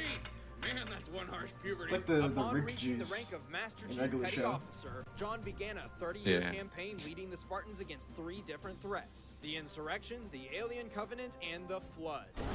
As a Spartan, he wears Mark 6 Mjolnir armor. This technological marvel links directly to John's brain, so his actions are controlled by thought before movement. Simultaneously, the suit itself multiplies the Chief's already enhanced physical capabilities. The suit weighs half a freaking ton, yet the guy still jumps around like he's on the moon. The helmet's heads-up display includes a motion tracker with an 80-foot radius. Also, the suit projects a recharging energy shield. The Chief's first sidearm is the M6D Magnum. This So scope nice. high-powered pistol Oh my uses gosh. 12.7 millimeter armor. I love the nostalgia. Precision accuracy of over 400 feet. I don't care what kind of armor you're wearing. 3 headshots from this baby and you're done. His other sidearms include the SMG and frag grenades. His standard firearms include the rapid-fire assault rifle, the more precise battle rifle, and the M90 shotgun, a pump-action death dealer that uses Soulcraft 8-gauge shells. Which are so impossibly dangerous, they've been banned worldwide to the point of near extinction. Damn. Even that's not enough killing power for the Master Chief. The M41 rocket launcher holds 2 rockets at once, and his sniper rifle is designed for killing giant alien infantry from long distances. Wow. The shells can pierce tank armor or rip people in half. And then there's Chief's killer app, the Spartan Laser. With a 3-second charge and 5-shot limit, it does have its faults, but... You know, with the Spartan laser, like, I think that's like maybe one of the things they could get speed light from. 2-second In the charge and series? I don't know. 5-shot limit, it does have its faults, I'm but... praying for It is Chief to kinda get like speed a light, laser please. pointer that points things Please. into oblivion. Master Chief can only carry 2 or 3 weapons at a time. Where's Doom However, Guy he actually seems to possess scale to? extraordinary luck and can usually For find speed. exactly the weapon he For needs speed? somewhere nearby. He finds weapons on the I don't- ground more I'm often unsure. than you can find Actually, change fun on the fact sidewalk. about this, everybody. Fun fact is like, at least this battle, right at the time, like, this is correct at the time. Surprisingly, this was actually correct at the time because Doom Guy didn't have that much at all. But when Doom Slayer came along, right, the new Doom games, like, obviously that changed everything, right? Then it was like, oh, instead of Master Chief doing the stomping, it's now Doom Slayer doing the stomping. So that's just kind of a little fun history. Can also use special equipment in the field. The Overshield triples the strength of his armor shields, and using active camouflage will cover him in an aura of light-bending energy, creating the illusion of invisibility. Plus, the bubble shield is a portable force field that protects the Chief from all projectiles. Though people and vehicles can Damn pass it, this right just makes through me want to play it. Halo How 3. the hell God does that damn. work? But even that's not the last of Master Chief's vast arsenal. When the elites allied themselves with the UNSC during the Human Covenant War, the 2 sides traded some of their weaponry, giving John access to plasma pistols, plasma rifles, and Type 51 carbines. Not to mention my favorites, the sticky plasma grenades and the lethal energy sword. The Type 1 energy sword is one of the few weapons John has yet to master. It features 2 4-foot laser blades that can actually block bullets. Really? Man, that would have been useful in the games. The Master Chief has consistently proven to accomplish the impossible. He's an expert in combat strategy, can run 50 miles an hour, has defeated 3 entirely different armies multiple times, destroyed an entire Covenant armada single-handedly, and prevented galactic genocide. Twice. What a And one time he badass. fell from orbit, holding on to nothing but a flimsy piece of metal, landed without a scratch, and was up kicking alien ass just a few minutes later. Why? Because he can. Master Chief, you mind telling me what you're doing on that ship? Sir, finishing this fight. The original on. ass-kicking, demon-slaying, first-person badass, and one of my personal heroes, Doom Guy. After disobeying his commanding officer and beating him to death, Doom Guy's Space Marine Corps That's one- career drastically Jesus. changed when he was transferred to the desolate moons of Mars, which just so happened to house a magical gateway to the bloody bowels of hell. Mexico. No. And when Hell tried to kill everybody, Doom Guy killed them back. He wears the Mega Armor, a shielded combat suit almost twice as tough as typical security armor, and can endure dozens of normally fatal plasma blasts. Mega He armor. carries a huge arsenal of murder machines, all at once. Using a backpack with experimental warp technology, Doomguy is able to hold all of his weapons. I'm actually kind of curious. Like, one thing I think I'd like to see in the next, like, for example, when they do Master Chief versus Doomguy next one, the thing I'd like to see, like, imagine the fight, right, where it's like, basically it kind of starts out with Doomguy, like, in his own perspective, right, his 8-bit perspective, and then we cut to, like, Master Chief's perspective. Let's say it's the old Halo games, like Halo Combat Evolved, right, and then as soon as the fight starts, right, that's when it shifts to, like, their more modern, like, you know, like, take on them, like, the more modern animation. I'd say, like, we could just imagine this, right, and then, like, the whole Combat Evolved, like, you know, Chief animation, and it just switches to modern. That'd be pretty cool to see, like, a little like, woo, like, look how these people have evolved. Simultaneously. I think I'd like to see Pretty that. sure his pistol uses the in same technology, second fight since they he got. never has to reload. And when things get tight, his chainsaw will rip and tear through anybody. No, not Oh yeah, does the new chainsaw, just scaling a retroactively chainsaw. make the matching His correct? chain gun mows down everything in I seconds. mean, Or is it like one of those ones where it's like only the new stuff actually like has that sort of scaling? Because like that's something I've not fully like figured out. Like some people say like, oh, it does make the fight now incorrect because technically it expands upon the lore of how it was in the past. yeah, I guess it's similar to what someone said, like, correct, like, I've been hearing that, like, even back then, Doomguy should have stopped Master Chief out when it originally came out. And well, actually, because I saw this when it originally came out too, but, like, I don't think, has anyone... Nah, we're just saying it's remastered. All the... Also, Doomguy is slower than dirt, like... I mean... Because like I know they had in one of the parts they said like, oh, defeated Hell 5 times, but like even back then I'm pretty sure there were statements of like Hell was infinite in size I'm not sure if there Or, was, like, because... or like something like that. I don't personally. I don't think I've heard of it. At least back then when I watched this, like, what was it when it like first dropped, and like I seen people talking about it, like, yeah, everyone's kind of just like yeah, like Chief kind of just beats up Doomguy. At least this is my personal experience. Maybe I didn't see the whole thing, but like at least when I saw a comment section back then, right, and at least when people talk, like, yeah, they kind of like this kind of general agreement, like, yeah, like, Master Chief kind of just dogs on Doomguy. At least that's what I've seen. And the stuff that he had, it just didn't, like, Master Chief kind of had, like, the answers to it, you know? But, like, I guess, yeah, Doomslayer being Doomslayer currently, right, does retroactively, I guess, contradict, oh, yeah, like, yeah, technically it's wrong, but, I mean, at the time, this was correct, essentially. Right. And all that type of stuff. Someone said, last I remember for their speed was G1 Block having a Chief above Slayer's speed. I think Kakawai's Rip G1 Block. Man, like, I think... Wait, Rip G1 Block? Why is it Rip G1 Block? They're still around. They're not gone yet. It says otherwise Doom's weird. I'm pretty sure, like, there was a G1 blog that did do Master Chief versus Doom Slayer when, like, the 2016 version came out, and, like, yeah, like, no doubt that, like, basically Doom Slayer won that one. But that was, like, a really long time ago. There's like, what, 3? There's 2 more Doom games that released, so a lot more stuff to cover, you know?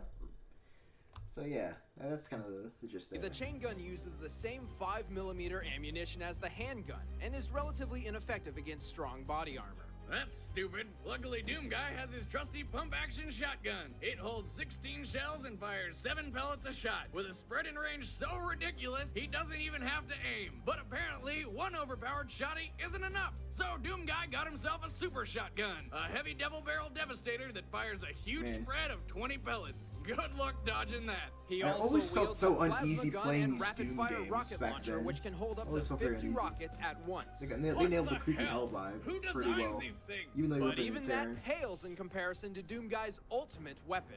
It's the king of cannons, the Doomsday Bazooka that lays waste to everything. It's the big fucking gun 9000! Yes! The big The fucking BFG gun. fires enormous rounds of plasma. Upon impact, the resulting detonation releases trace rays across a wide, varying blast radius. This gun is strong enough to annihilate the gargantuan cyber demon in a mere 2 or 3 shots, and the unprecedented range of its splash damage ensures no one's getting away unscathed.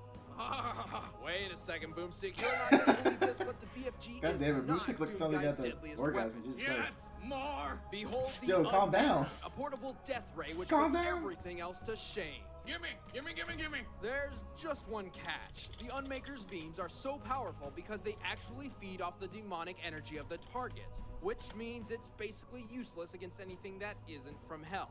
Damn it! Well, I guess it doesn't really matter when you already have a backpack full of things to kill people with. Give me the BFG any day.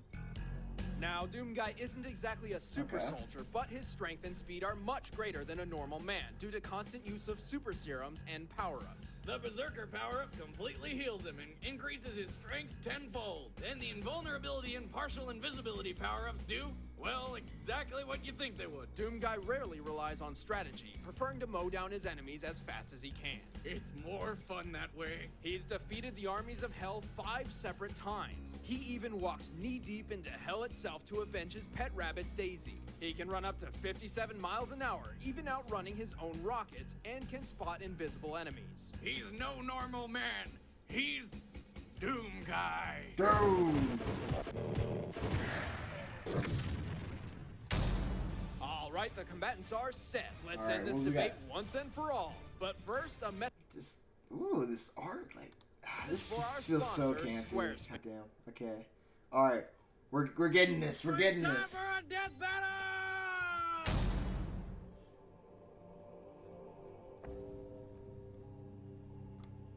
Let's see it.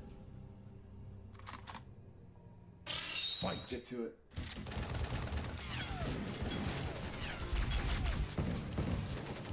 All right.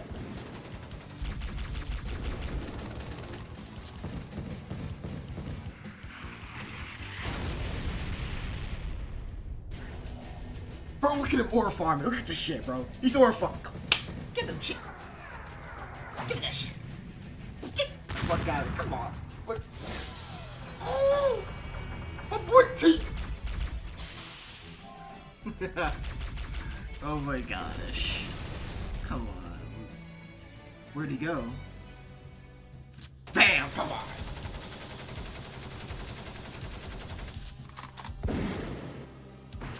I mean, well, this is old. This is still some fun animation, though.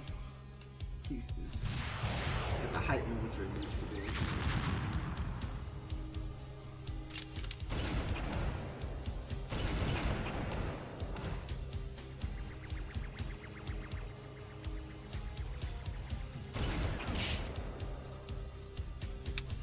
Oh.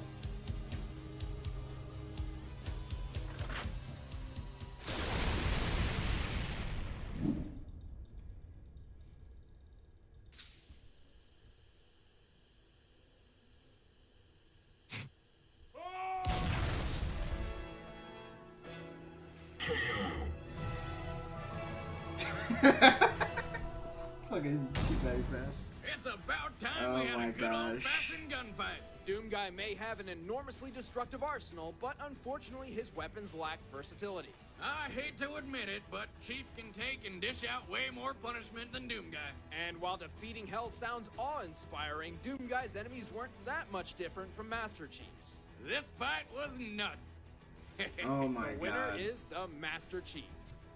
Cool, Red Eric. So that was your first time to this, introduced to this. What'd you think of this? It's pretty retro. That was really good. Yeah. I really like the close-up shot of Doomguy just like looking around. Yeah. I really do hope. I really like whenever they do like remasters where they have like slight like references to the old things. I actually really like the idea of like they do like that internal shot again, maybe. Just like that. It's just pretty meme. He's like, yeah, really got like that. I mean, I think, well, even that, because I'm pretty sure, I think, was it Banner? I think it was Banner Chad that was like doing the animation back then, but like, I think it just really captured both their personalities. I think pretty decently. Like, look at this, like, how he's going about fighting Chief. Like, he's constantly switching just like the video game, right? And of course, like, you've got Master Chief that's... Look at this. He's just ore farming, come on. And they got the Halo theme playing, come on. Nah. He's not even moving. And this is my favorite part. They got the what was it, the theme in sync with the guitar. You hear this, look. Oh, come on. This is pretty nice for back then. It was 13 years ago? It's not that bad. He's like, where'd he go? Yeah. Remember, Doom guy can see invisible people or whatever. He knows where he is. Switch. Come on. That's clean.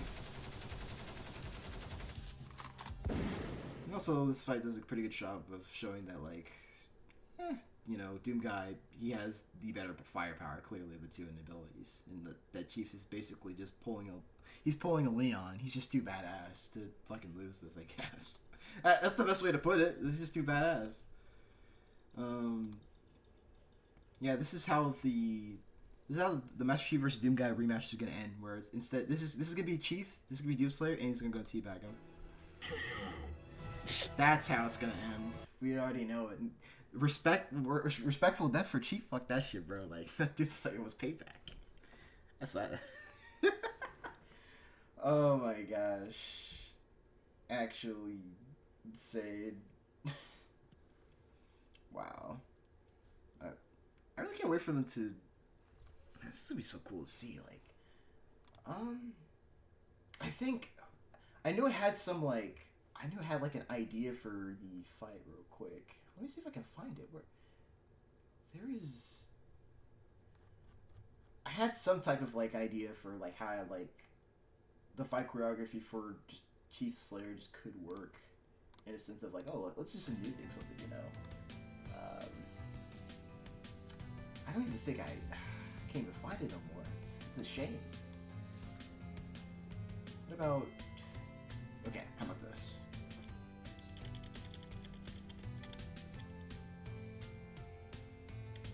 How about Doom Slayer?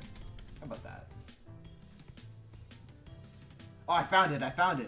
Okay, I found it. Alright, chat. Everyone, I'm gonna hit y'all with this, okay? So, at least this is the idea. This is like a year ago. Oh my goodness, when this is like an Ashes rematch. Okay. So basically, imagine like the fight, like I don't know, somehow like basically Chief and like Doomslayer are fighting on top of a building, right? Chief then punches Doomslayer like while falling off the building. Doomslayer in response kicks Chief in the face, getting him off him. Chief sees the ground approaching and uses his grappling hook to swing around, only for Doomslayer to shoot his like shotgun grappling hook into Chief's back, catching a ride. Right, and he's reeling in, closing in, right? Then he, like, when close, the Doomslayer fires, blasting Chief out of the sky, destroying his suit's passive shielding. Doomslayer, midair, switches to his BFG, having no qualms about overkill. Chief lands with a roll, looks up in response, throws down his bubble shield to tank the BFG blast. But it's so powerful that it still blows up the shield, and Chief away with mitigated damage. But there's a trade, and a callback to what we just watched, right? As Chief threw a blue sticky grenade at Doomslayer before the BFG blast hit the shield, the grenade landing on Doomslayer and blowing him out of the sky. That's what I had back then. That's the idea. I was like, you know, I think that'd be a pretty solid choreography like move right there, in my opinion. I'm not sure what y'all think. What was it, Red Eric? I'm not sure what you think of that, but yeah, I think it's pretty cool. Oh yeah. I just really hope that. I mean, maybe it's nostalgia, Jobber talking, but like, if they could somehow bring back the nostalgia with how they went over these two, I guess they could give like, obviously they're gonna give a new light, but still, just At the young age of 6, John won. it just feels, it feels legendary with how they went over them with the music in the background, The Alien Covenant and the especially how they went over the weapons, like. Steam Magnum, this scoped high-powered pistol. Oh my goodness. I hope they'll bring back the nostalgia. Somehow, please. Man, well, I guess Eric, what are the things you hope for to see in this? Chad, give me your stuff too. Like, what more things you want to see? definitely something for the music. My goodness, a music track. I mean, like, granted, back then they kind of used a lot more of like the actual official stuff. I guess they can't really get away with that nowadays, but still having something like having an actual song for the match would be incredible. I mean, I say that also. I mean, like, it's a bit off topic, but like, my goodness, Mega Mania, love the track. Yeah. Yeah, it's Yeah. yeah, no, it is just like, it's one of those matches that really does kind of deserve I'm trying to think, did either Brandon Yates or Overwolf, Yeah. did they do a match for it?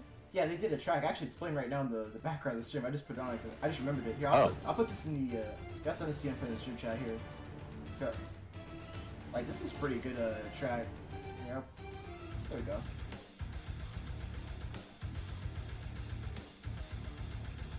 There you go. Now I'll send this to you as well. Like, this is pretty clean. Pretty clean.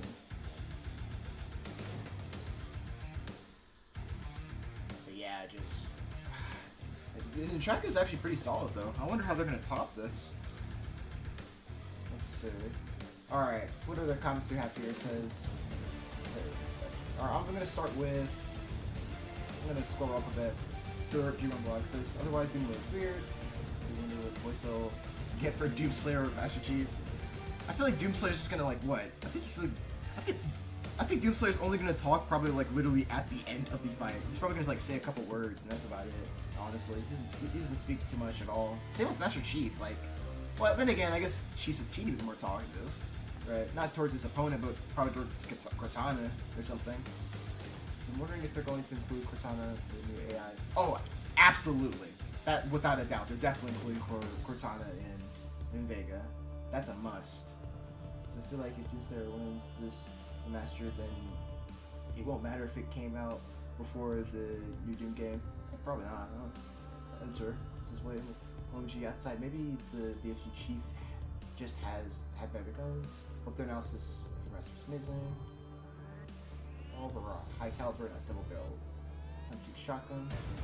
Rockets. Except the G, things that can hurt them. Okay. Well, okay, so a lot of base stuff I'm seeing in the chat. Base. Doom guy being a tank in the fight, that's gonna be so much more true than with Doomslayer in the remastered. Yeah, Doomslayer being kind of just an unstoppable force that like Chief's trying to take down. Kind of like, what was that thing called again? That David and Goliath type of beat. It's like, well, damn, like, what are we gonna do here? You guys should win BFG slams. Everyone knows. Well, BFG. I feel like, why do I have a feeling that like the ending of the fight? I mean, obviously Chief, they're probably most likely gonna have Doomslayer give Chief his like respect, right? But like they're probably gonna have like, I'm betting, I bet money on this. I'll bet like $5. I know I'm very cheap, okay? I'm poor, but listen, I'll bet $5 that they're gonna have an alternate ending where just like Doomslayer just goes to teabag Master Chief just for the funnies, like after after Doomslayer wins. Imagine if there was a fake out where Master Chief starts to teabag Doomslayer when he believes he's won until Doomslayer did a comeback. I don't think they would do that. It's just how the first time here saw you followed me on Versus Wiki recently, so I figured I'd check out your stuff. Or Blizzard. Who did I follow? Oh! What was it? I think I know. Wait a minute, I know who you are. Yeah, what was it? I did follow one person on Versus because like I saw like Lupin post like, damn, this the content revision's like, this guy's cooking. Base stuff. Nice to see that you're here, Lord Blizzard. Hey, Lord Blizzard, if you if you have like if you have a Discord, let me know. I'll shoot you your friend request. So let's play Dr. Classic. That would be peak Justin Bieber versus Rebecca Black on the right corner. Yeah. That fight does exist. It exists. That's all I can really say about it. They got actually they got Luke Skywalker versus Harry Potter. Hold on, I'm gonna have to click on this one actually. Hold on, I'm still reading your comments real quick. I'm about to catch up. Don't worry, y'all. I'm reading. Everyone. When I catch up to what y'all saying, don't want to miss out. It says, wonder if they'll bring up 11D Halo cosmology. Oh, definitely. And was it debunk? I don't think any. Well, to be fair, I don't think any reasonable person or any casual would try to even remotely scale Chief to the cosmology. I don't think anyone's doing that. I think they'll probably talk. They'll probably relegate to a black box, but I don't think they'll verbally say it like. I have not seen. Well, actually, right here. This is actually gonna sound crazy. I have to pause the music quick because this is what I'm about to say is actually crazy. I remember, what was it? I was in a VC call, with what was it? It was I remember I was like spectating something. Basically, there's this guy who believed that Master Chief was Outer, right? But it was based off of basically he's a Bungie property, right? And I guess how are we gonna give Outer, right? Apparently,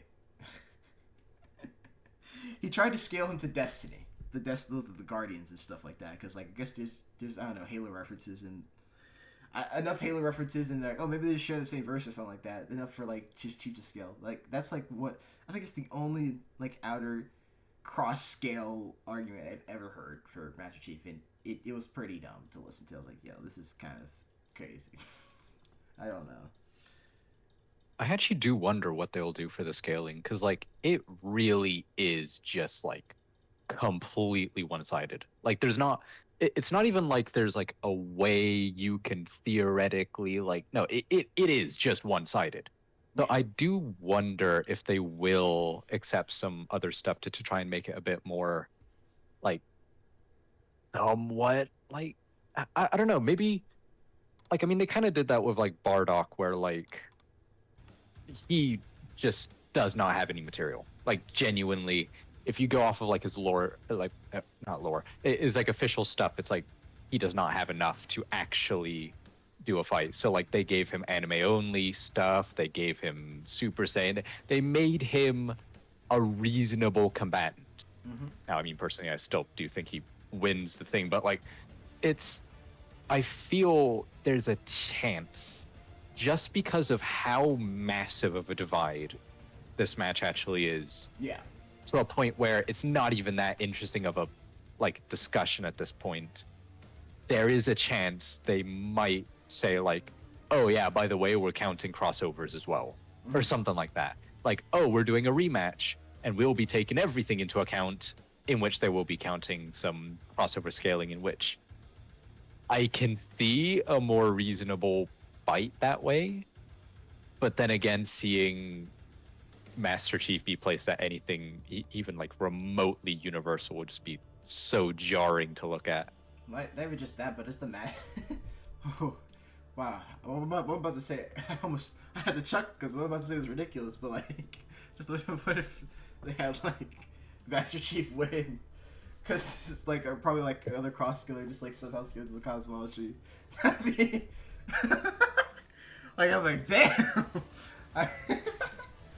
What? Just like, I'm finishing the fight, snaps Doomslayer's neck, and everyone's like, oh!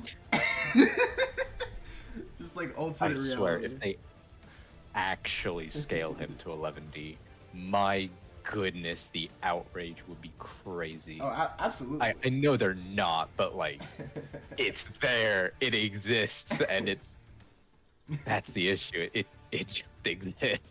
Yeah. You know, I mean, with all this Halo cosmology talk, it just makes me like wonder, like, if they ever do like another Halo fight, that to fully capitalize on the cosmology, I'd love for them to just do like the Flood versus the Necromorphs. That'd be so epic. Like, oh my gosh. Let's see. Just the Necromorphs, the Brother Moons are like, haha, we've got you now, and then just like the Flood's like, oh, you think we're equals, and they're just like, where you're talking? Wait, I'm hearing a voice. Where's it coming from? It's coming from a. And then the Flood's like, we're literally operating on dimensions higher than you. You can't comprehend us. You can't get rid of us. You're gonna be assimilated. It's like, oh my gosh. It's like, make us whole, we'll make you whole. as all the Brother Moons and Necromorphs just like get obliterated. I think actually an interesting comparison between like the Necromorphs and the Flood is like, with the Flood, as soon as they like landed on a planet, like I think a whole like army or whatever, like so their solution to how to deal with this Flood outbreak on a planet, glass it. They blew that shit up. Like yeah, blow it up, glass it. That was the solution. For like the Necromorphs of the Brother Moons and the Markers, the solution for one of these aliens on the alien planet, they said, fuck it, we're gonna flash freeze the planet. I like that little similarity between the two. It's like, yeah, that's how bad it gets. It's like, if you got that stuff on your planet, you might as well kiss your planet goodbye. Flash freeze it, glass it, doesn't matter. That's how busted the Brother Moons, Necromorphs, and the Flood is. There's no hope. Let's see. Alright, I'm gonna read some more comments on the stream. Let's see here. Let's see. Constant switching and literally tanking almost all the hits to do it as it keeps going. Yeah, okay. I read that one. Yeah, I read that one. Yeah, I read that one. This is. So I forgot it existed. We already talked about the Halo cosmology. Still catching up to the current chat, y'all. Don't worry. It says I want to see a reach thing where like Chief's helmet gets knocked off and we see them fight. That'd be pretty cool. Or from the perspective of the helmet man. Yeah, I get what you mean. That'd actually be pretty badass.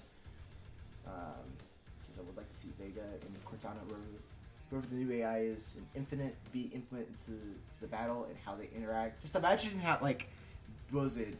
Master Chief and Dupes are throwing hands, and also the AIs, like both their AIs are just throwing hands as well in the digital realm. Something ridiculous. Okay, I'm not even gonna read that one. This is just brain rot. This guy posted in my chat. Get out. If I see more brain rot, you're out of here. You're getting timed out for 1,000 minutes minus 1 minute. Okay. Let's see here. Oh, honestly, if Doomslayer only had to say one line, Repent Tear would make a killer killing quote. Yeah. Let's see here. What else we got? Let's see. Should have been Shigaraki versus Kabuto. What? I never heard of that one. What the heck? Have you heard Like of the that? Pokemon Kabuto? I don't know. I thought like for a minute like Naruto maybe? Like Pokemon? Huh? Would have been I've never heard of that fight at Shigaraki versus Kabuto. This would have been closer in speed, and it would have been a clever way to use Itachi in Nagato and Death Bell, as well, since they don't have a lot of popular matchup.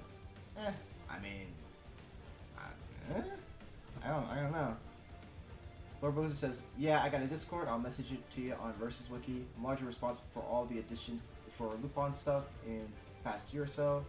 I gained an unhealthy amount of info about the series. Okay, alright. I'm not... With Versus about Wiki... I'm not even really used to, like, using that format. But I'll see... I'll make sure to check my messages, like, today. That'd be pretty dope. Hey, more Lupin stuff. More Lupin stuff, bro. This is dope. Also, hey, Red Eric is on the stream. Like, I got him into Lupin. I put him on Lupin. He's like, I showed him the Sniper versus Jigen fight script, and like, he was so like amazed. Like the script glowed a godly light white. He was like, oh, and all of a sudden he was watching Lupin Part 5. It was a crazy experience. Actually, I think I'll link that for the chat. If y'all are interested, in Lupin, I don't know if Lord Blizzard, if you're still here, I do have like a Sniper like Jigen like trailer stuff here. Let me post this straight. So hopefully this posts correctly. Okay. So right here, I'm posting this into the chat. Here, I'll pin it. So first is the fight script, and the other is just the trailer like for it, right? Eventually, like this year. Oh, I only posted the document. Whatever. Here. So pinned. Bam. Right there. That's the little rock thing right there. Okay? Now, next is the trailer. Bam. Like, wait a minute. Why am I doing this? I just realized I could just show y'all the trailer. Okay. I'll show y'all the trailer. I don't know what to show the top. I'll show y'all the trailer real quick. Okay? But, like, yeah, just let me show y'all this trailer. me go over here. Let me go over here. Show me the channel. Alright, let's get this. Okay. Okay. You leave in my dream step like go Tyler Creator. Alright, I'm about to show this on stream. One sec here. Okay, let's see. Here, stream. I'm gonna show y'all peek. Okay. Alright, here you go. One sec, everybody. Here you go. Alright, bam. Right there. Alright, as you can see. Here okay. There we go. That should be right there. So, right here. As you can see. Bam. Turn your page, rise for the dawn of a new age. Back with the faces, in with the boys. Yeah. Let's make some noise. Back with the faces, in with the boys. Come on, everybody. Let's make some noise. Back with the faces, in with the boys. Yeah. Let's make some noise. Back with the faces, in with the boys. Let's make some noise.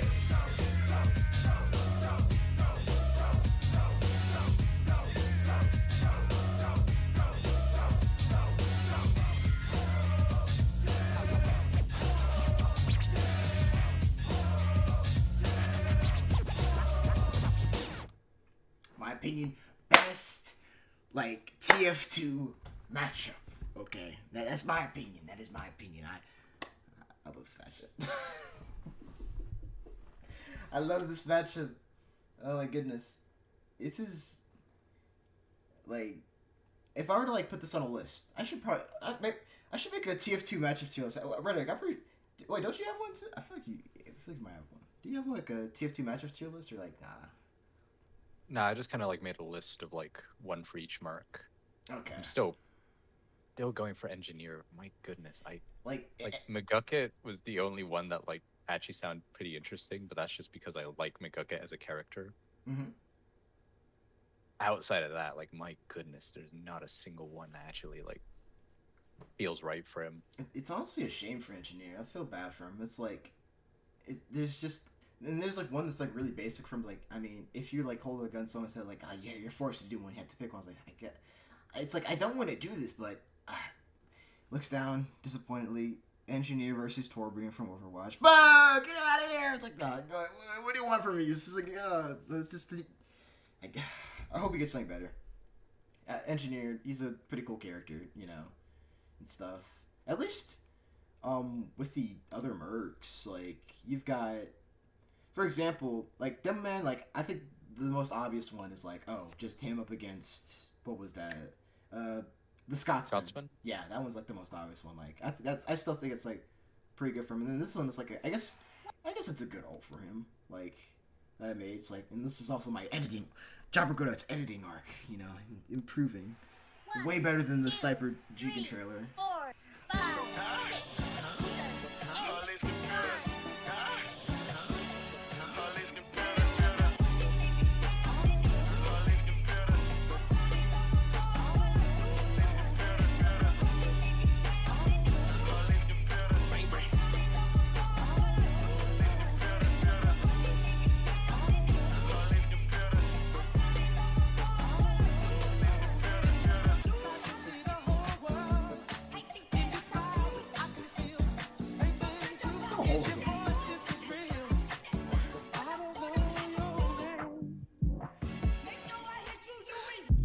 Track.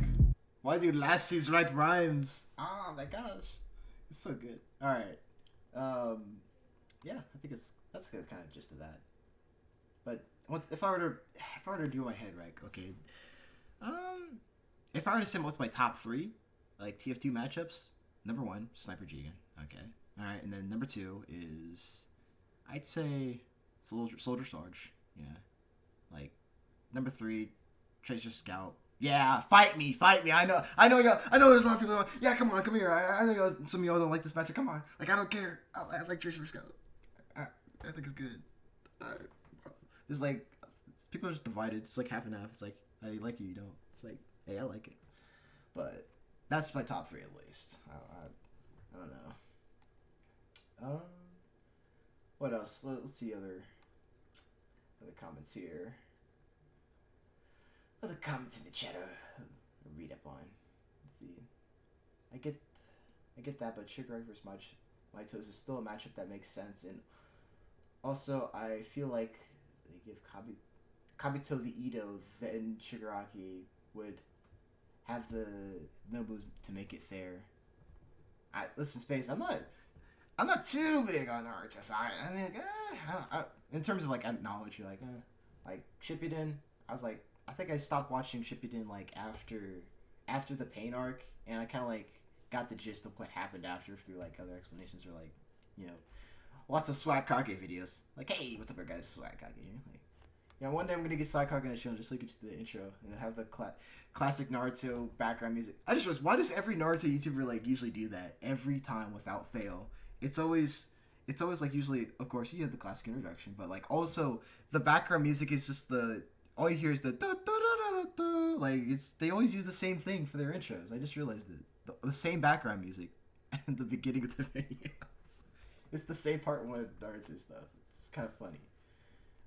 Levity Cosmology is fine. The issue is that the only way he'd scale through is the Forerunner, who could quote unquote beat the precursors, who are quote unquote 11D reality warpers, or whatever the issue being. I feel like this is the Halo novels gonna save Master Chief? I mean, I've seen the memes of like video game Master Chief versus like novels Master Chief. Is like, novels Chief is just doing some crazy shit. Apparently, he's even more built different than his video game counterpart. So you're saying there's a chance he wins? I say like there's a 1% chance. Oh, 1% no. chance. Oh my goodness, what are those odds? You know, I'm just saying. You know what? Like, if Doomslayer starts pursuing Wonder Review, that 1% chance is gonna be like 100%. Like, Master Chief's gonna kick Doomslayer's ass. Damn. See, there's a chance that they won't even try to make the stats fair, just show how it is really. I guess basically what you're saying, Space, is that they're just gonna go the Joker Joiner route. Like, they didn't even with Giorno, they didn't even bother to give any calculations to his speed or fucking strength. They're like, he's faster than light. He can punch hard. That was it. No calcs. They did the calcs for Joker, but not Giorno. I was like, dang. Woo. They did not try with that. It's like, nah, we're not wasting our time with that. Let's see here. We don't know how the Forerunners defeated the Precursors, and it's implied it was through their very powerful tech. I guess so. Oh, technically, right? I guess maybe. And keep in mind, this is like a 1% chance, right, Eric? Okay. I guess the argument could be made that like maybe Chief has tech on this level. He just doesn't physically scale to it. Oh no. He has the MacGuffin to one shots to Slayer. Oh no. So what they limited to Slayer to the first 3 games. They're not doing that. Hell no. Does Master Chief even have good crossover scaling? Most definitely not. Like, the only cross scaling that I've seen someone argue, and it's just very ludicrous. I wish Lumis Thermax was on, because Lumis Thermax was like arguing with that guy's like, bro, like what are you saying? And I was like kind of there, just like witnessing, like what is this guy saying? The cross scaling of Destiny in like Halo, because they're both Bungie properties, and like there's like a lot of Halo references in Destiny, to the point where like, oh, you could say they're both coexist in the same thing or whatever. I'm like, I don't know about that. That seems really weird, right? Let's see. Seeing a Brother Moon being ripped apart would be so fucking cool. Oh yeah, for like Necromorphs and the Flood, yeah. I gotta do some promoting of that match. It's really cool. I think it's the best for both my opinions. Plus it captures the wide scale. Like, because like the Flood, everyone knows the Flood's pretty powerful, but the Necromorphs, people sleep on the Necromorphs and Brother Moons. They're extremely powerful and pretty fast too. I'm like, damn. Pretty scary. So something I love seeing is that slowly getting better at getting their characters to be in character in the fights. Funny enough, me and Red Eric, we're talking about this before we even stream. It's like this, like you know, kind of them getting characters like they're having them more in character, right? Let's say more respectful deaths, you know, right? Stuff like that. Yeah. Says Halo does have cosmology. What if this is the pity section for, like, after Chiefs loses, like they'll have like, I don't know, 4 sections, and like, what was it? One of the sections is just cosmology. Like, oh, cool. Hey, Master Chief gets 1 win just because cosmology's bigger. So, see, like, it's like a pity thing. It's like, well, at least he does have a bigger cosmology. He has that at least, even though it doesn't help him at all. But skill's probably the only debatable thing in Chief versus Slayer, and even then, I still take Slayer. Not gonna lie. Yeah, with like, actually, Taurus is right. That's a pretty debatable thing. Like, I don't know who I take for skill wise. Actually, that's actually kind of tough. I thought Master Chief kind of like pretty handedly took that. Not anymore. Like, Doomslayer has like he has his own formal training as well, like similar to Master Chief, and like dude was like training in the Dark Ages. Yeah, they're gonna show in the 3rd game like he's been training Dark Ages with other people, like gladiator shit, or whatever. It's like, and even then he's a space marine that like had his like fighting skills, and he's been ripping and tearing demons with his skills for like fucking centuries. I don't know. That's actually kind of tough. That, you know what, that The one when he gets the entire episode. yeah. Even if it's just a tie, I still consider that a win for Chief. Like, hey, at least he didn't lose this one. Shit, bro. You know what? I'd love to see that actually. You know, Taurus brought up a really good thing for, you know, just Chief Slayers, that like they should go over like the skill of the two, because that's pretty interesting. You know, if you want to also give a free W to like Chief, to say, oh, cosmology section, hey, bigger cosmology, easy W for Chief, right? Skill, pretty fun thing to talk about between the two, right? Clearly, it's not like something we can instantly say Doomslayer has over Chief. We have to actually think about that, because like they're both extremely skilled. It's like super soldiers. Well, I mean, Doomslayer isn't super soldier; he's just a fucking god at this point. But this is I do wonder if Master Chief versus Doomslayer will have. They're just like Nemo would or not. Would they?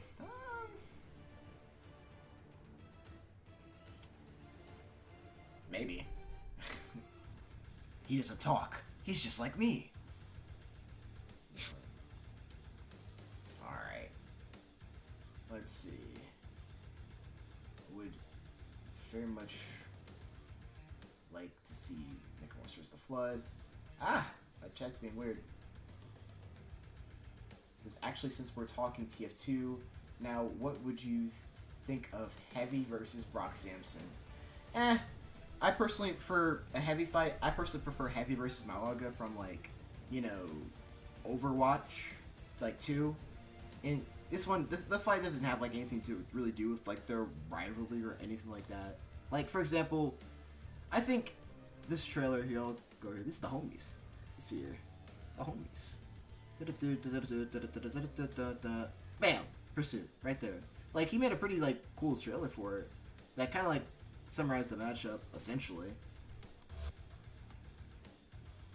I think, like, this trailer's actually pretty decent. Okay, let's give it a watch. Here's only 38 seconds.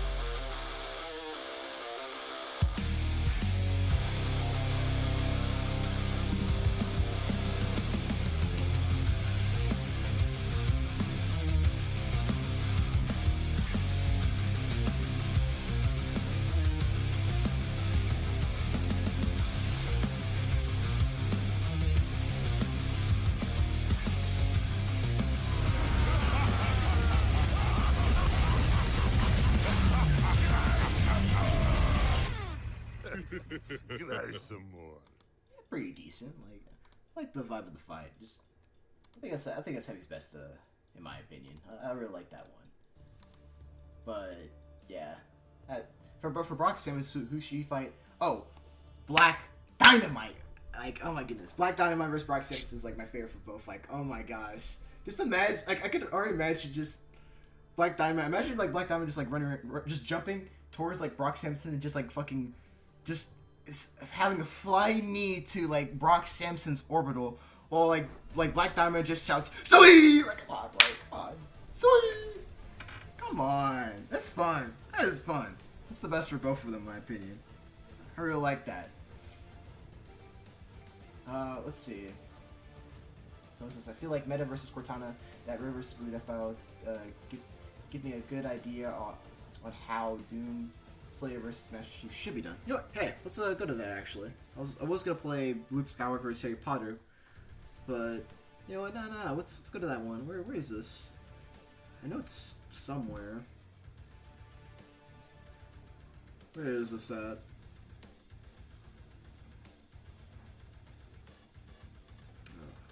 It's gotta be somewhere up here. I think it was like season 5, 6. Or was it? Wait, was it earlier? Season 4? Maybe? I think it was. Like, dang, I'm actually having trouble finding this. Hold on, I gotta look close. There we go. It's right there. Alright. Yeah, I'll play this in 1 second. I'm just gonna read some more comments before we start this. So, let's see. Need to find my old VHS tape for Loop on the Third. Do it! Do it! Let's go! It says Loop on, I've heard good things about it. Yep, Loop on the Third is absolute peak, okay? Me personally, if you want to like get into the series, because like, I mean, Red Eric's already gone to the series, he thinks it's a banger. But like, I recommend watch the Lupin, the first movie, it's the 3D movie, and then like watch like Lupin Part 5 and all that type of stuff. And keep in mind, Lupin the Third, like, it doesn't have any strict canon. Realistically, you can start from anywhere. This is my personal recommendation because that's how I started. I'm like, yo, this is like a good introduction, right? But yeah, what was it like in terms of like sub or dub? It doesn't really matter which one you like watch because they're both like very very high quality. Like I personally watched the dub, right? And stuff like that. So this one says I'll check out the document later since I'm also making the motherload of all Lupin updates on the side right now. Literally getting all info from parts 4 to 6. Agreed, Jigen versus Sniper is the best TF2 fight. Yeah, like it's just good. It's just good. Oh wait, hot take, Red Eric. All right. Actually, wait. Do you think this is a hot take? This is what I have. Me personally, I think Sniper versus Jigen is like 1,000 times better than Spy versus Agent 47. That's my. I think that's what I think. I know. You see, you're like, I thought it's a hot take. Hot take. From what you said and from what like I've seen with like Sniper versus Jigen, I prefer it. Mm-hmm. I wouldn't say. The thing is, like, I still kind of like Spy versus Agent 47. I know it's like it's pretty one-sided and it doesn't go into a lot of like the more interesting things of like Spy, but like I still like the whole kind of dynamic of like a more serious character within a not so serious franchise, and then a serious character within a silly franchise. Kind of like they're kind of a bit like inverses, where like Agent 47 is considered like really serious, even though like his world is actually really silly, and like a lot of his things actually are a bit strange. But then again, TF2 like blows that way out of proportion. Like he is getting annihilated in that sense. Yeah. I don't know. I do like the match. Okay, let me put it this way. If it was the next fight after this one, I wouldn't be upset. I'll put it that way. Like, it is a good match. I would want to see it as a... I guess also I just really like Spy characters. Yeah. It's just like an interesting kind of match like that. It like a spiritual successor to like John Wick Agent 47, which is better, I guess. I don't know. I guess yeah. I mean, I see what you mean. Like, I'm not even saying like Spy 47 is even like bad or anything. I'm like, like it's that legacy. It's basically a legacy episode. Where it's like, well, I mean, I get the gist. I guess maybe it's just not really clicking with me. It's like with 47, it's like, I mean, personally, I prefer him to fight like, I don't know, Connor from Detroit Become Human. Like that shit's like fucking heat as hell. Like you got like a killer and you got this detective that's like, you know, tracking and piecing together where the hell 47's like going, what he's doing, right? A little android that can come back. I like that a lot more, and there's a lot more connections for it. But yeah, I don't know. That's just my opinion. But yeah, like I personally, I mean, I haven't been too interested in Spy 47. I just think it's okay, but that's my take. So CT says, I love Medic vs. Rick Toppin. It's a lot of fun. True, I like Medic vs. Rick Toppin too, but there are some problems with it though. Like if you don't give Medic everything in TF2, like, you know, I'm talking about his spells and shit like that, then I don't really like the fight because, like, Medic's helpless. What is he gonna do? He's literally he's gonna be playing defense the entire fight. That's it. That's his basic standard kit is just defense. What's he gonna do? Like, that's why I say, like, just give him everything. That makes the fight more interesting, at least. The result's the same, by the way, but, like, it makes the fight more interesting, right? Because that's what I say. Like, I think the fight's good, but, like, if you don't give Medic everything, then I don't really like it that much at all. Like, he's just gonna be defending himself the entire time. Like, I don't know. And this guy's got power-ups. Like, you've got Ubercharge? I've got a nuke. Insta-kill. Gobagum. Oh my god. Wait, you can come back to life? Good thing I got this soul ball. I'm gonna seal your soul. Like, oh gosh. Actually, that'd be a really fun interaction. He uses his soul ball, and it's just like, wait, why didn't that work? He just like removes one of the souls that Medic has. Yeah, it's like, oh well, dang. So it's just, it's certainly something. Yeah. Someone said, from what I know about the novels from people who studied Reddit, there's not much clear. Let's talk about Halo ones. They include the Halo novels in the. We'll also include the Doom comics or any extra media for Doom. I mean, didn't they? I'm pretty sure they did that. They already did that in the Master Chief Doom guy one. I'm pretty sure that's a given. My top 3 TF2 matchups out of boredom. Dingodile versus Pyro. I don't know who Dingo is. I don't know where, he comes from like a Crash Bandicoot game? Medic versus Rick Toffin. Sniper versus Captain Boom. You're banned. Get out of the chat. You said Sniper. You're banned. Get out of here. Timeout for. Let's see here. We're gonna put this user in timeout for. Let's see here. We're gonna put him in here for like 60 seconds minus. Let me get here. 60 seconds minus 50. There we go. You're timed out for exactly 10 seconds. Just 10 seconds for that take. Timed out for 10 seconds. I'm messing with you, really. You're leaving me back in 10 seconds, I'm pretty sure. Like, yeah, there you go. He's gonna pop up and he's gonna pop back up. He said Sniper versus Captain Boomerang. Unforgivable. Unforgivable. Oh my gosh.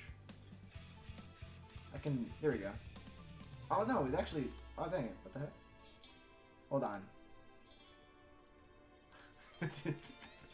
Wait, Merlin, type another thing. You should be back. We'll look here.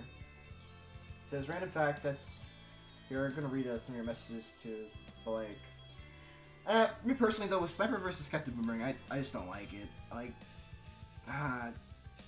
honestly, I'd rather just see, like, if Sniper Jigen wasn't an option, I'd rather just see Sniper go up against like, the Postal dude. Unironically, I feel like that'd be like a natural interaction. I feel like that makes a lot more sense than Captain Boomerang. And also, I don't want to see Sniper lose to not only like a DC street tier, right, but like to Captain Boomerang of all people. Right there. Would you want him to lose to Captain Boomerang? It's Captain Boomerang. It's kind of funny though. I mean, I guess, but nah. He's a guy. I mean, am I wrong though? Am I wrong? It is funny. Immeasurable speed Captain Boomerang versus. Like, yeah, exactly. The fight's not even close, but he's listening to Captain Boomerang. Just that agitates me. Like, it's funny, but it's like I don't want to do Sniper like that. I love him too much for that. No. Like, nah, just that can't be me. I don't want to see that. But with like, once again, the Postal dude, I'm pretty sure you know who he is, right, Eric?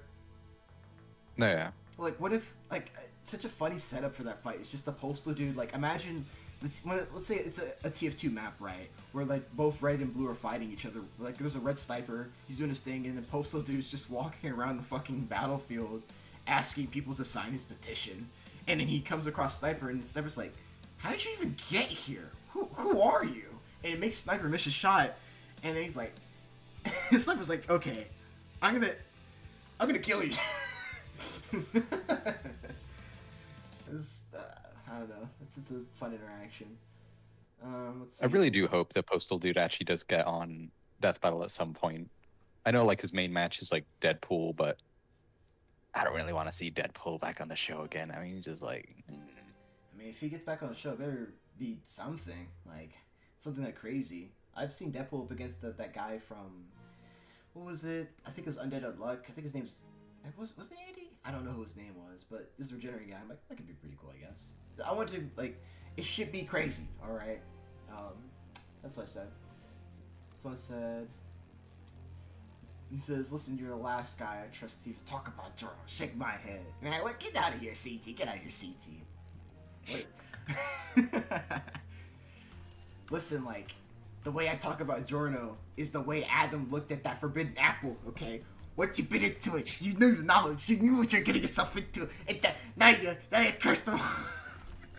You cursed them up together. Listen, I was talking for Sid about this jokes like, yo, my GR videos, they gain sentience, okay? It's like, bro, they gain sentience. I talked to him yeah, I get what you mean. Alright, see here. So it says, game one shot Dupe Slayer with the tech anyway. It says CT, it's a fitted, sure is unique, and not the worship GR guess. For real though, you gotta give me some credit, even if you disagree with my GR opinions, I'm at least not fucking worshipping him, just jerking him off. Everyone this is kind of crazy. I'm like, dang, bro, that's why I respect the Death Battle. So yo, hey, Joker beats him, and we're not gonna waste our time going over his stats. That was crazy, actually. We're I'm not gonna waste time going over his stats. Jorno's advantage? I guess he has GER. That's it. Think about that. That is where all the GER hype got y'all, is one advantage. Think about that. Really think about that. I hope people have a reflection on that. I hope they looked in the mirror damn. All that hype I did for GER only got him one advantage, which was just GER. Oh no. Okay. Skill wise, Slayer's got some good stuff, undoubtedly. Let's see. You know it's bad when novels in general tech in the series can reach country up to solar system wiping tech, but Chief just sadly doesn't scale to it. I'm actually interested, if Chief does, maybe if let's say, because he doesn't scale to it obviously, but could there's a 1% chance that maybe he has a weapon that does, but he doesn't scale to himself, so yeah.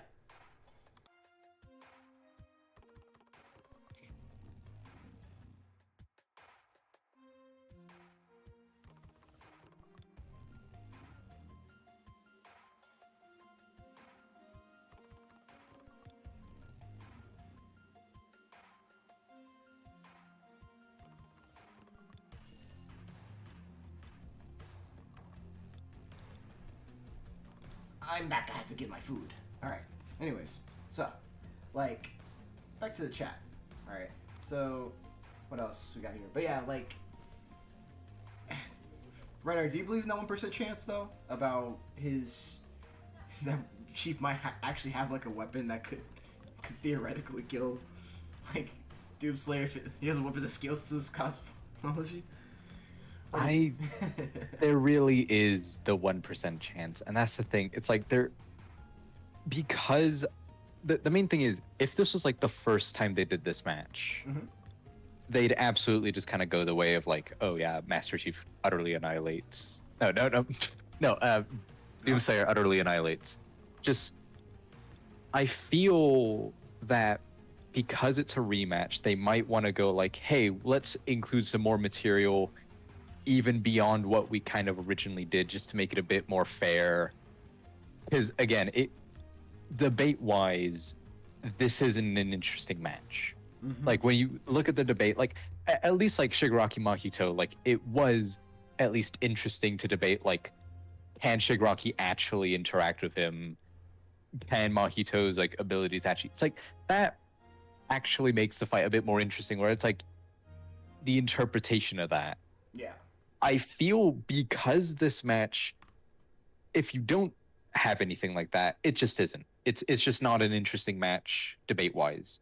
And I know like debate isn't everything, and it's like a lot of the characters and stuff, but like that is kind of the point of the show. I mean, it is a whole thing of like see who wins in a fight. It's like, but then again, in that sense, it's like it would make sense to kind of just keep them as they are.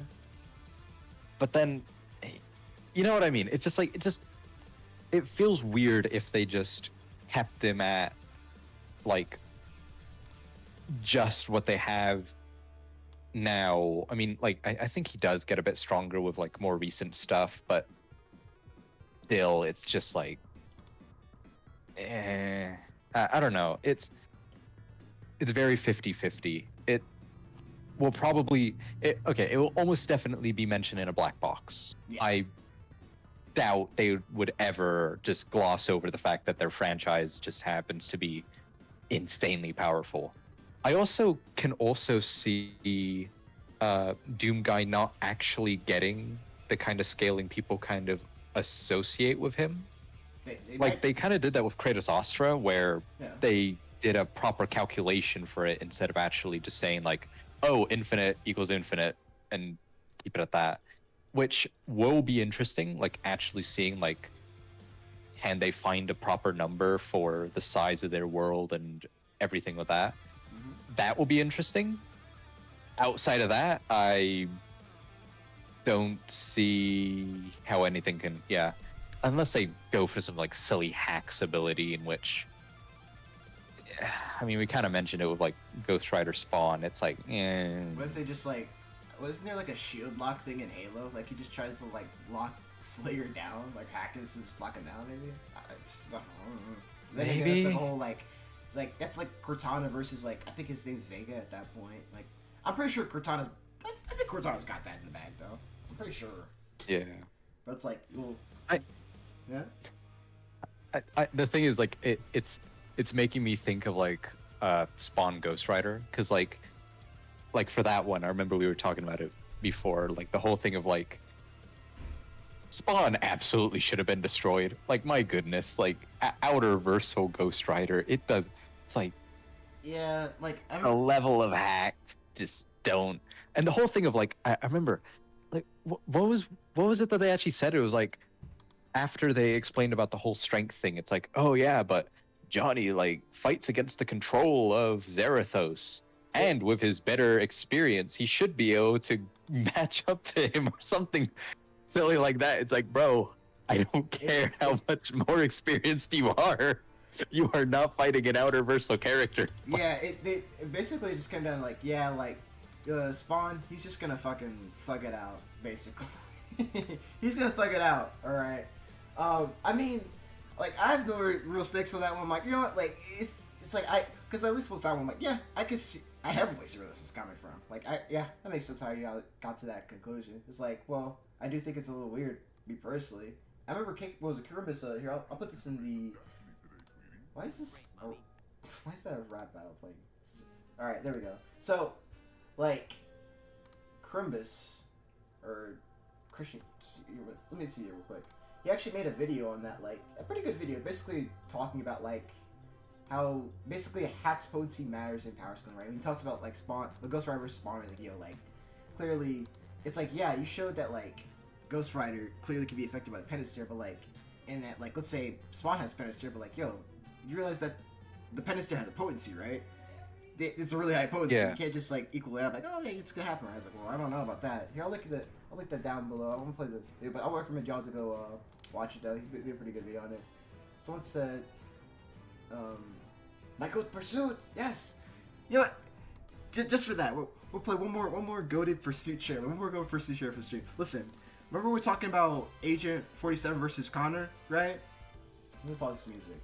Like, this right here. If this trailer does not at least have you intrigued or sell you on this, I don't know what to tell you. But look at this. Just look at this. Yeah, let me full screen this shit, bro.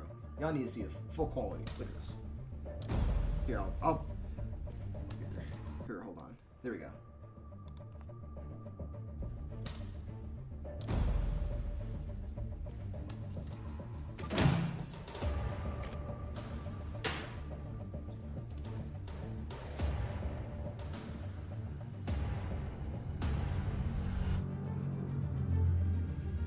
My name is Connor.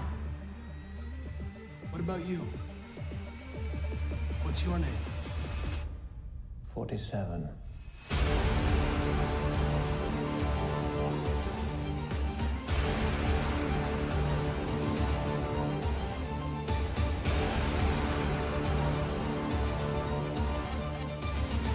I always accomplish my mission. Life is a straight line with a sudden end. Actually, base. Come on, that. Red, did you see that? Did you see that? Oh my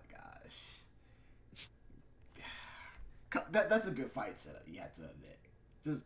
Yeah. Oh my goodness. That now you see why at least why I'm like, you know what? I think Spy 47 is okay, but like, come on, Agent 47's counter is kind of like peak. Not gonna lie. Or like, for example, the track name's like Life Reborn, right? But like, what was it? I think it was a track name. Another track name I thought of for it was pretty funny. Was like 47 stab wounds. Yeah, 47 stab wounds. Now that's what I thought. Like, yeah, that's funny as hell. One day, I will commission a track for this fight by Therwolf. I can't do it now, but I will do it next time he opens his commissions up. I will commission a fight track for this. God, I love Detroit Become Human. Oh my goodness. I hope they make a second game. I hope like Connor's like still like the main character in it. And I think this is a pretty interesting debate. Like, it's really close on who wins. It's like, it's kind of like a Chosen and Dead versus Dragonborn situation where like, what was it 47's the Dragonborn, right? And like, you know, Connor's like, you know, the Chosen and Dead, where it's like, yeah, like 47 can kill Connor, or quote unquote kill Connor, but he's just gonna come back like literally in less than like a day, right? To keep pursuing 47. Like 47 has to kill him like at least I think 12 times. And that's until like Connor will stop coming back. And I'd be like, well, can Connor just like Connor's just gonna keep learning how 47 just keeps doing his things, and he's like an AI algorithm. It's a really interesting debate. Honestly, very interesting. But yeah, that's whew, peak, absolute peak. Oh yeah, and I saw the hacks potency thingy. I actually really love the episode, the video. Oh, that's yeah. Yeah, I've been watching a lot of his stuff since he's, I think, fairly early on actually, like when he was starting to do like the individual videos on specific characters. Yeah, like Krampus he's very goated. Like, dude, he helps like he taught me how to like do some pretty simple calcs, and he's just like really helps around with the calcs and stuff like that, and makes dope ass videos just helping people out. He made a calc program. Like, dude's smart as hell. Like, he's goated. Awesome, dude. I don't know what to say. He's just goated. He's him. Like I remember, like one time, like there was this guy. Like I think Krampus. I can't believe I'm saying this, but he has the calc aura. All right, I know that sounds crazy, but he actually has calc aura. All right, there's this conversation he had with another calc because we like I think it was something to do with like Half-Life. I was like, well, this calc is like really weird. Like, yo, this is like really weird calc. And the guy was like, oh yeah, let's talk about it. I was like, all right. We just like chilled. We just basically were respectfully chilled in the group game. We're just chilling, and then like by the end of like the very respectful conversation, just like the guy was like, yo, Krampus, teach me, please, just. Take me under your teach me. I was like, what? Huh? I was like, did I just see that? Did I just see that? He is Calcor. Damn. I was like, that's crazy. Yeah, Krampus or Christian Kemper, the GOAT.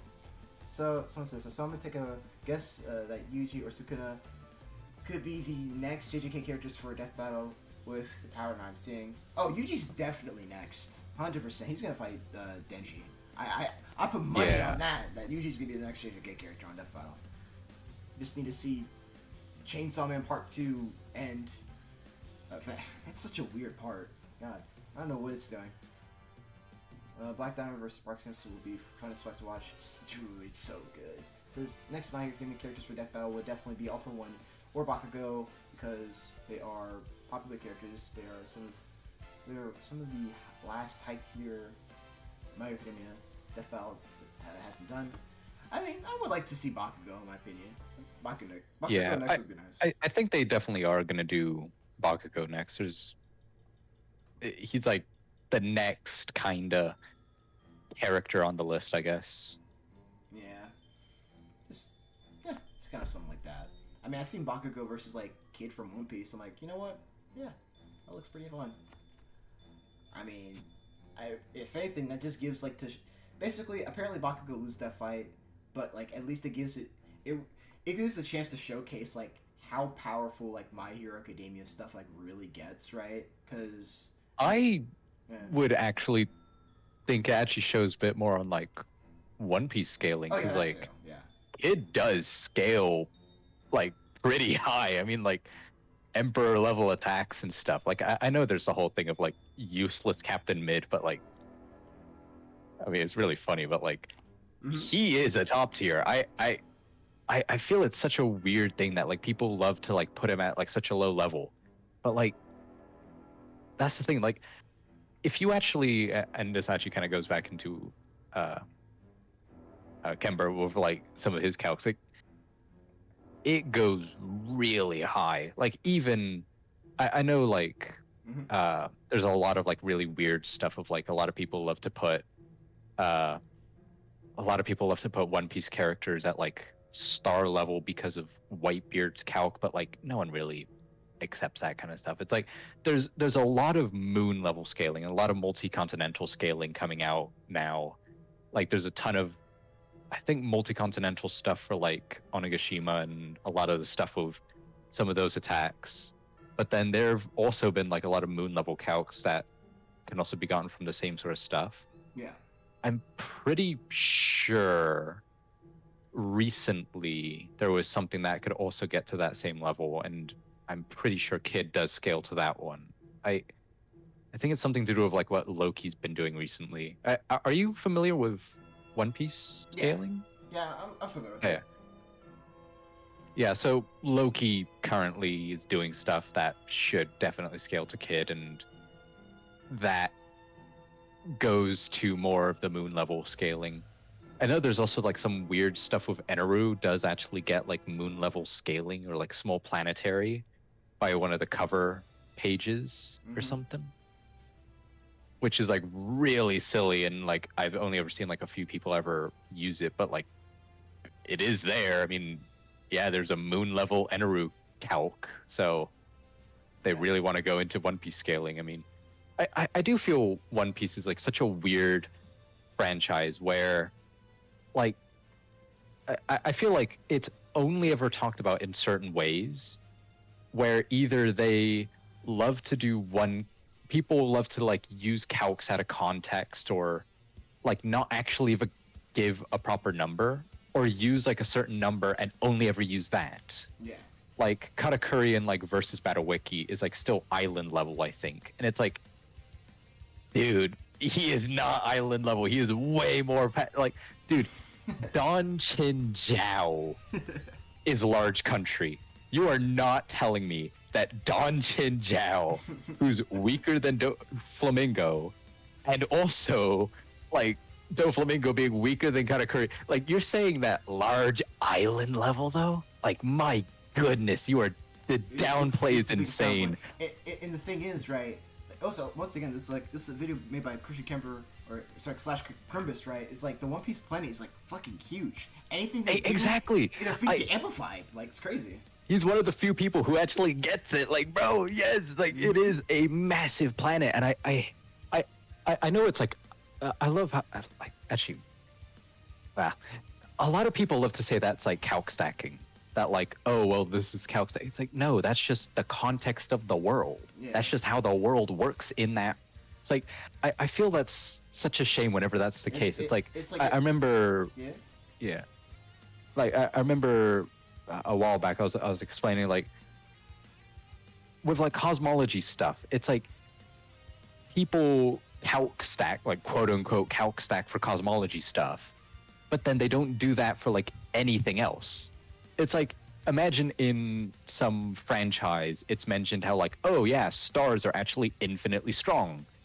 If you then have a character destroy a star, you're not going to say, oh, that's star level. You're going to say it's infinitely powerful because that's the context of the franchise. Yeah. Same thing with One Piece. Like, bro, the planet's massive. Like, all the calcs should be a lot more impressive as long as they're actually, well, utilizing the gravity as part of the equation. But, like, that just makes sense. I feel that's such a weird thing that like certain franchises just never get that sort of treatment. Yeah. Like Goku gets it. Like why do people not like accept it for other franchises? I feel it's weird whenever it's just the double standard. It is definitely double standard, and that's like Crimbus has even like talked about before. It's like it's like this is BS. It's like honestly, like the term calc section there should be like a gray area. It's like it's like it should be like at least exceptions here or something. Like it should be an exception to like let's say if this is calc second, right? Like say for One Piece planet being that big, factoring in calc second. Okay, this should be an acceptable standard. This should be the one exception we should be allowed to even use calc second, at least specifically for this fucking planet, right? It's their world. We're adhering to their rules. We're not doing anything wrong. It'd be wrong if we were to not adhere to their world, right? You know, so yeah, it just wouldn't. It wouldn't be genuine. Yeah. I also just like hate the whole argument against it. It's just like, oh, but you can't have a planet that big, bro. This is fiction. Yeah. Like people accept universe-sized like heaven for Dragon Ball, and that's a planet the size of a universe or something. Like it's like, bro, you're accepting that, but you're not accepting. Same thing with like the Omni-Man thing, and I keep bringing it up, but like my goodness. Yes, Viltrum can be very durable. My goodness, it survived a blast that was able to, like, the Infinity Ray could destroy stars without even trying. Yep. Viltrum took that hit. I don't care what nobody says. Again, I don't fully accept I don't accept the Sundisk calc. I mean, it's a pretty high number from what it should be, but hey, the Ragnars are like way more powerful because of the gravity of the planet, and it should be higher than Viltrum's. That's all I'm gonna say. It's like it's not. I'm not saying that like, oh yeah, the planet's obviously more dense than a star. It's like, but like, this is fiction, bro. Like, of course you're gonna have planets that are not gonna abide by the general laws of physics. Like, you're gonna have that. It's like the One Piece world. Of course, it could be larger than a star. Like, no one's gonna like. I feel it's such a weird thing. Just it reminds me of like the time when people gave like me and other people like me and Death Bell just shit for just like, for example, when Death Bell had the meteor count for like stone free or whatever. It's like, well, yeah, that meteor came down in like 6 seconds. No, I can't. No, that's impossible. In the real world, that's not possible for me to be the fast. But bro, it happened on screen. Like it happened. Like yeah. I think I had a talk with a verse about Wookiee Calcur. Yeah, and DMs was like, we're talking. I was like, wait. So let me get this straight. So you think that guard was holding Jolene for 3 minutes? And he was like, yes. I'm like, get out of my face, bro. You're actually ridiculous. Like, well, it's an asteroid, so it has to be 11,000 meters a second. It can't be any faster. Like, it's like, bro, what do you mean it can't be any faster? This is fiction we're talking about. This is like, FTL stands, bro. Like, don't even. I have to stick with the first wiki meteor speed, but if you're here, there's 3 seconds. That's impossible. I can't. I'm like, bro, stop. Are you self-aware? Just listen, all right? We see in the manga, the meteor comes down, and it's a very short time frame. He literally grabbed her, and that's when the meteor started coming down, and then she just sees it, and they're like, oh dang, another meteor just came out. Like, they literally just saw the first one pass by them, those the guys playing basketball, and like, oh my dang, there's another one. This game went after the other. Like, I wonder what he can get from that. And I remember the anime was so blatant. I was like, well, what argument do you have against the anime? And he's like, well, like, each cut, like, we don't know what happens between each cut when the meteor's going down. I'm like, brother. That was real. I'm not joking. That's actually said to me. I was like, so you think this meteor is just like, it literally just stopped for like, it went to McDonald's or something? Like, between each cut. But wait, so like, what would you want? So, listen, how I'm looking at this is that it's showing each perspective of the meteor coming down, because that's visually, that's what we're visually seeing as a viewer. Would you want them to animate as like, let's say the meteor is like it's in space, then it goes down to Earth. There's no cuts. It just goes down to Earth, and then the narrator says the meteor has now hit Jolene. Would you want that? Apparently, would I don't know, man. That actually frustrated me. That's my beef with versus Valwiki with JoJo's, man. They're like, yeah, 3 minutes, bro.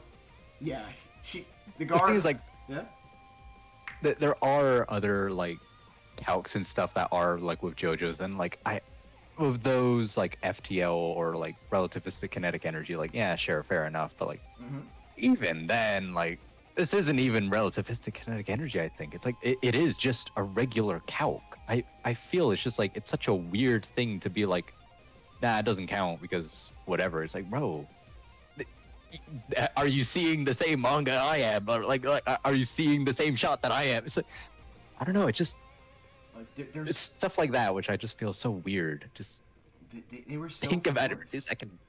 Yeah, like, but they were so forced on just like adhering by the meteor speed rules, and there's like, bro, this is like dumb. Like, listen, yeah, sure, like an average meteor would move that like this fast in real life, but like you can't apply it to the scene because clearly this meteor it got there in 6 seconds. It got there like 10 seconds. Like that's really fast for where it was. Okay, it's you can't use regular meteor speed for that. You can't.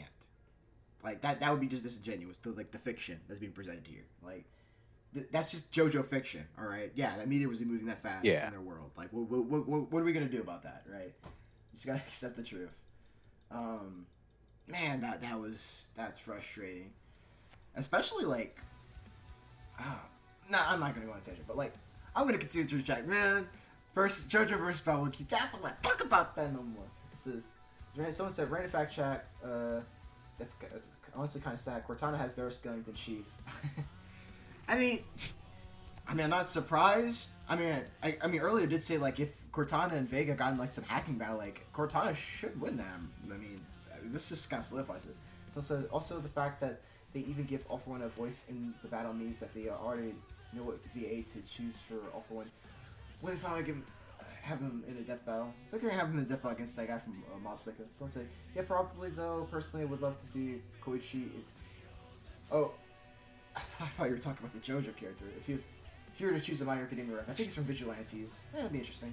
Lord Blizzard says, my recommendation to start Lupin on is actually Lupin 0. Shows the origins of Lupin and Jigen's connections. A nice vibe overall, and lets people understand the old married couples connection. Yeah, I seen that's a good one too. Lupin 0. I seen all that. That was pretty dope. I hope they do another series where just as Lupin as a kid, because they were like up to some shenanigans, man. Just like fucking. They're running the Yakuza off the block and shit when they're kids. This is crazy. So sad. Let's see here. Actually, speaking about Lupin, what was it? Remember when I told you about like way early before the stream started about like the Lupin scaling, right? How like Goemon like cut the moon in half like twice. Yeah. Like one gets like okay values, like alright, it's pretty good, but the other one's like, oh damn, that's kind of crazy. Well, my favorite matchup for like Goemon is Zoro from One Piece. That's my favorite. Like, because Goemon actually has a chance to win that, like straight up. Like he's just that good. Like surprisingly, Goemon has a lot of abilities. Like basically, like, even though he looks pretty regular, just like you know how like Zoro has like hockey and all that type of stuff. Goemon has like essentially the same thing. He gets over the series. It's not as visual or anything like that or flashy, but he does have like something similar. It's kind of crazy. I really like that fight. It's like a good connection between them. So it's yeah, that's my opinion. I'll eventually make a trailer for that one. Can't wait. So what's that Merlin? Oh, let's see here. Tori says 47 apparently has just an actual physics-defined briefcase. So. I think that was like that used to be a bug, and they're like, yeah, let's just have it there. Someone said one My Hero Academia matchup. So one My Hero Academia versus JJK matchup I would like to see is All For One, the Demon Lord versus Sukuna the King of Curses. But I know that fight looks like it happened now. Hey, yeah. Let's see. Tortoise is in another briefcase that's also described as physics bending. What's with these physics bending briefcases, man? I think that is. I'm pretty sure, like, for Agent 47, like, it was originally just a bug until they actually kind of made it canon. Like, they just kind of, like, they acknowledged its existence rather than, like, properly made it canon, I guess. It's pretty interesting. I think that's what they did, yeah. Well, let's learn something. Let's learn every day. That's what I know. Like, oh, but yeah, I got this. So what Lord said, we're tough. If you're still here, then whose soul did I take? Spy's soul. Remember when you said like the Spy's captured soul? Kill me.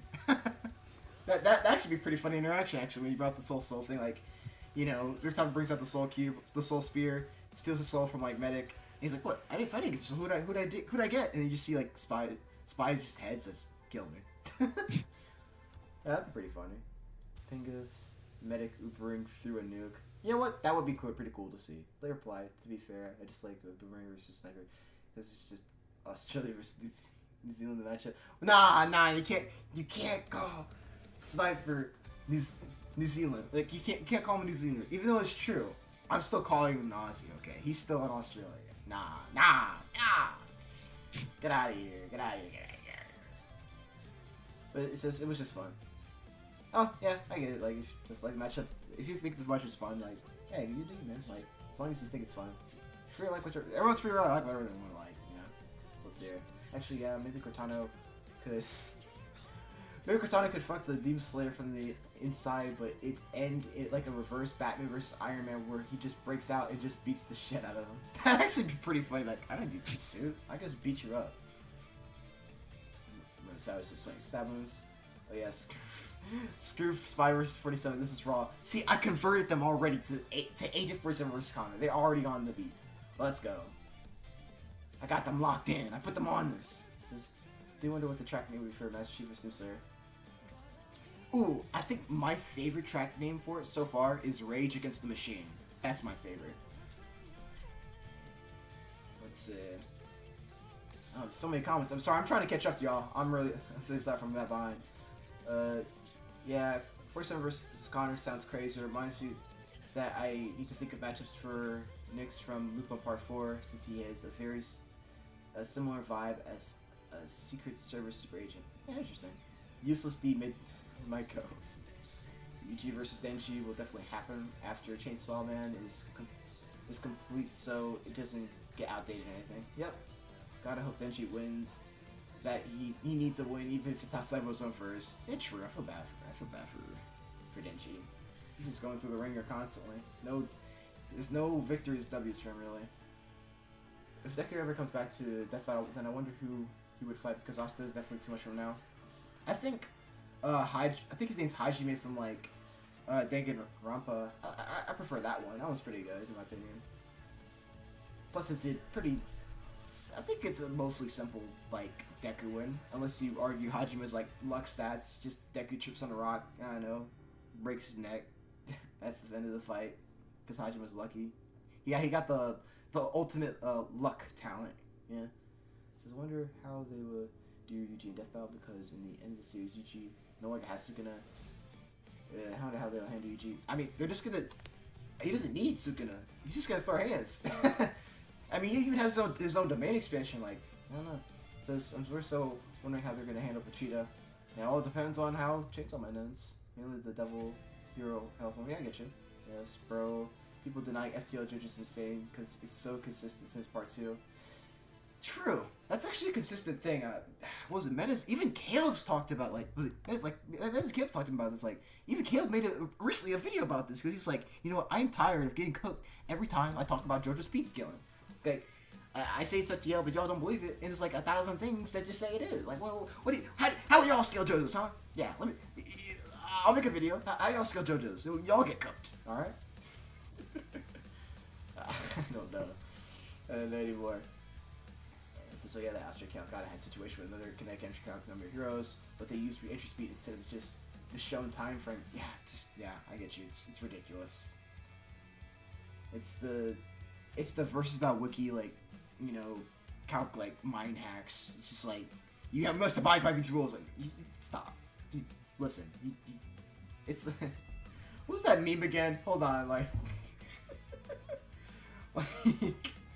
Let me see if I can find that. I need to find the meme. I'm gonna show it on. I'm gonna show this on screen. Let me see if I can find it. Hold on. Oh, I think this is it. Yep. I'm gonna show this meme to y'all. Okay, this is how I feel about the rule set for the calcs on Respelwiki. Like, you have to when you do calcs, you have to always adhere by the versus battle wiki rules. Like, my response to that. I'll show this on screen. This is my response. Alright. Hey, look. Alright, this is my response. Braun. Yeah. Ben Simmons is here. Listen. Look. Hey, LeBron. Hey, verse about Wiki. Ben I Simmons have a mind is of here. my own. We're all good. We're all good. Hey, LeBron. Ben Simmons is here. We're all good. Oh my god. That's what you should just send to verse about Wiki. Just hey, verse Hey, about LeBron. Wiki. Ben Simmons is brain. here. I'm We're all good. I need to follow these. I don't need to follow the strict rules of the reentry speed when I got the time frame from the anime. Okay, I don't need to do that. All right. Calc was it? What you think me calculating how big that One Piece planet is calc stacking? When it's just this is how their world is. Listen, verse about Wiki. We're good. I'm good. Oh my gosh. Okay, to be entirely fair, I am probably not the best scaler to give like accurate, consistent advice because I'm a big advocate for FTL kinetic energy. I feel it's so silly that like you accept all this other stuff of like, oh yeah, the universe could be this, oh this could be that the logic of the world could be like this, and you don't accept FTL kinetic energy. I feel that's like such a weird thing to not accept. And it's like you always end up with this stuff, especially with versus battle wiki. If it's like, oh, if one of these, if like a star is moving at FTL speeds, it's star level. Yeah. No, not really. It's gonna be like, star level, man. Trust.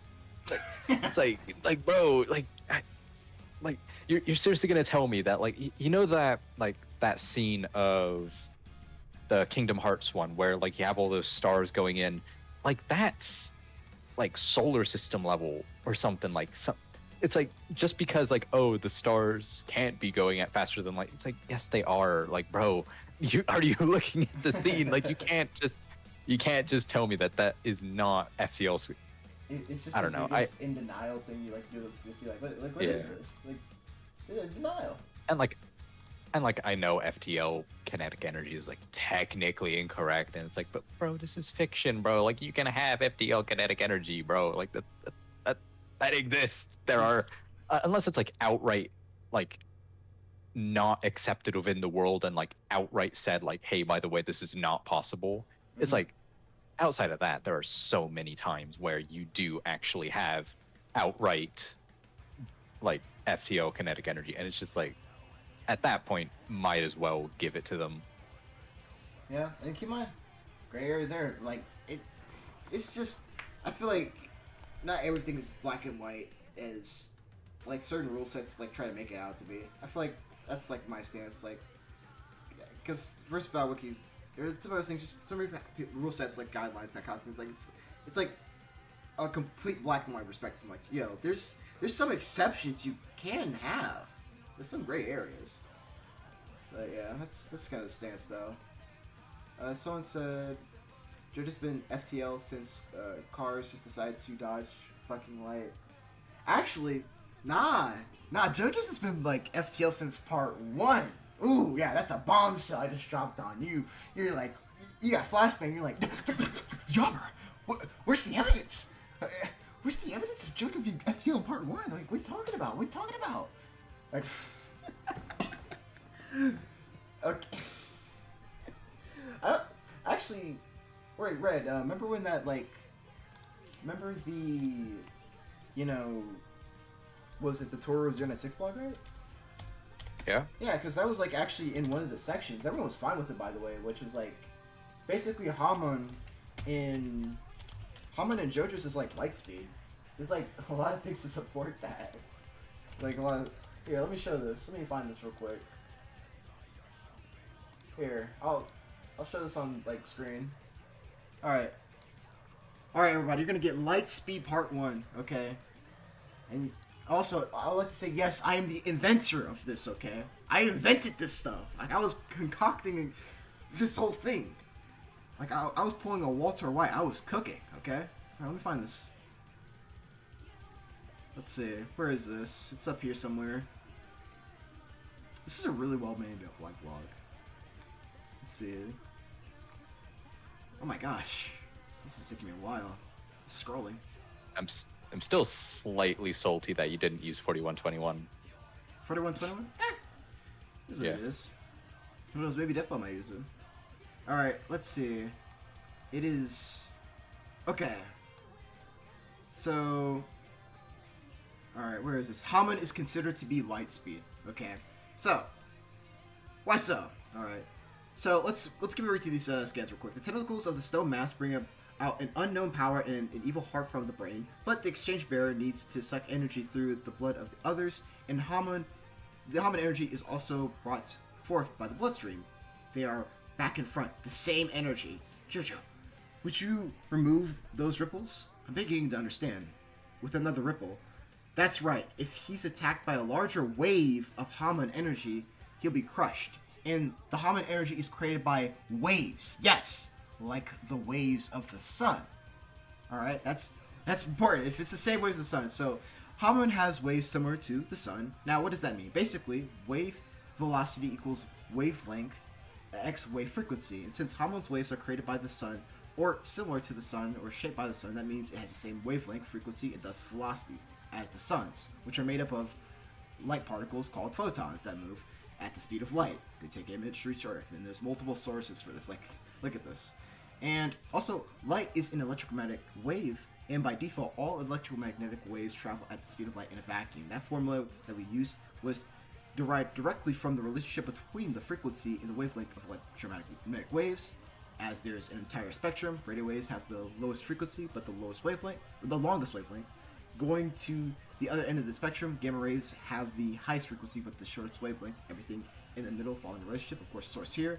And once again, we got the same scan. That's right, it will crumble when another large Hamon energy goes against it, and the energy waves created by the Hamon are the same as those created by the sun itself. Again, and then we have a raw translation. It has the same shape as the waves of the sunlight. So that is light speed Hamon pretty definitively for the statement. So yeah.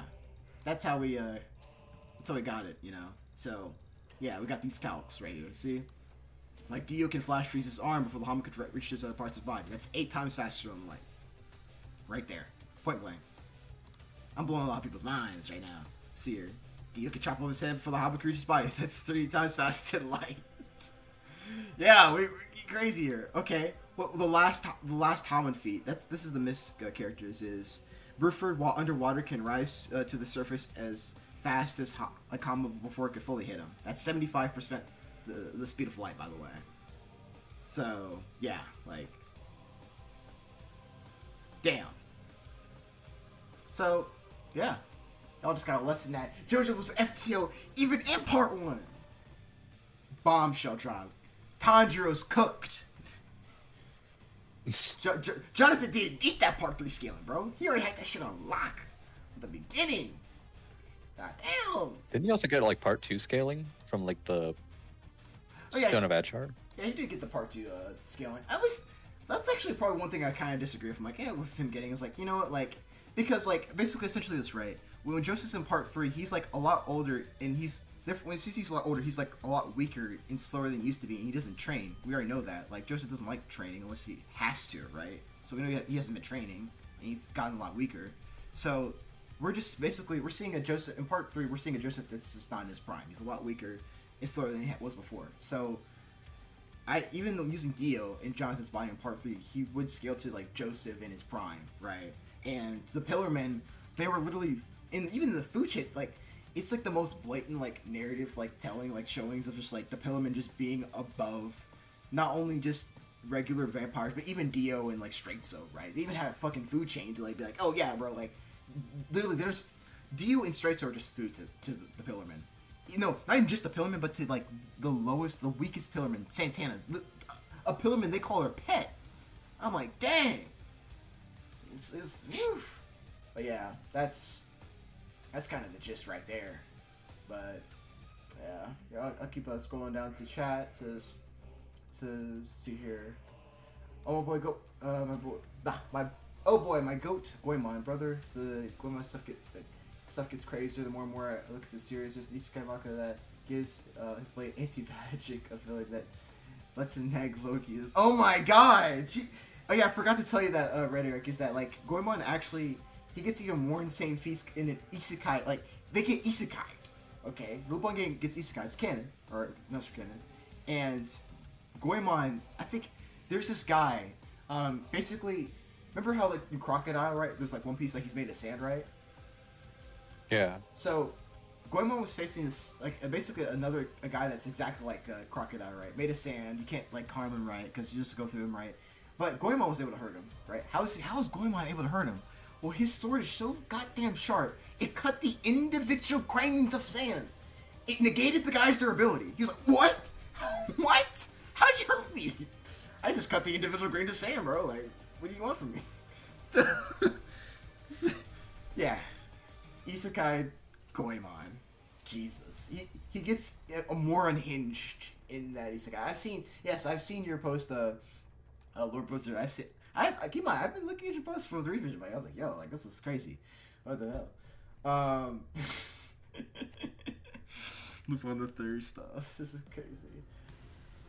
Okay, so let's see. Says if All For One versus Sukuna do happen, then I can just imagine the ending of them crashing their final attack and having one final talk in White Void. They showed who's what the winning is. Like, I think All For Sukuna. I mean, there's actually a chance Sukuna could win. I mean, he's dodging because I'm mainly thinking about like their speed could be relative because you do have like Even then, bro, like. Well, I'm mainly thinking of like the domain expansion is like if Sukuna does the domain expansion of like Malevolent Shrine, I don't know, because that just and also like the World Slash because basically. Okay, here's what I'm getting at, right? Here, hold on, Red, wait, don't kill me yet. Let me cook, wait. Listen, so, alright, let me think about this. Alright, okay, okay, AP and durability, right? No, speed, let's just go speed first. Speed, they could be relative. I've seen faster and light calcs for, like, Sukuna dodge and electromagnetic waves, right? The EM waves from, I think Kashima the Fraud, and I think there's some speed light calc for, like, Sukuna, you know, being able to react to Jacob's Ladder, right? Okay. So maybe their speed could be right.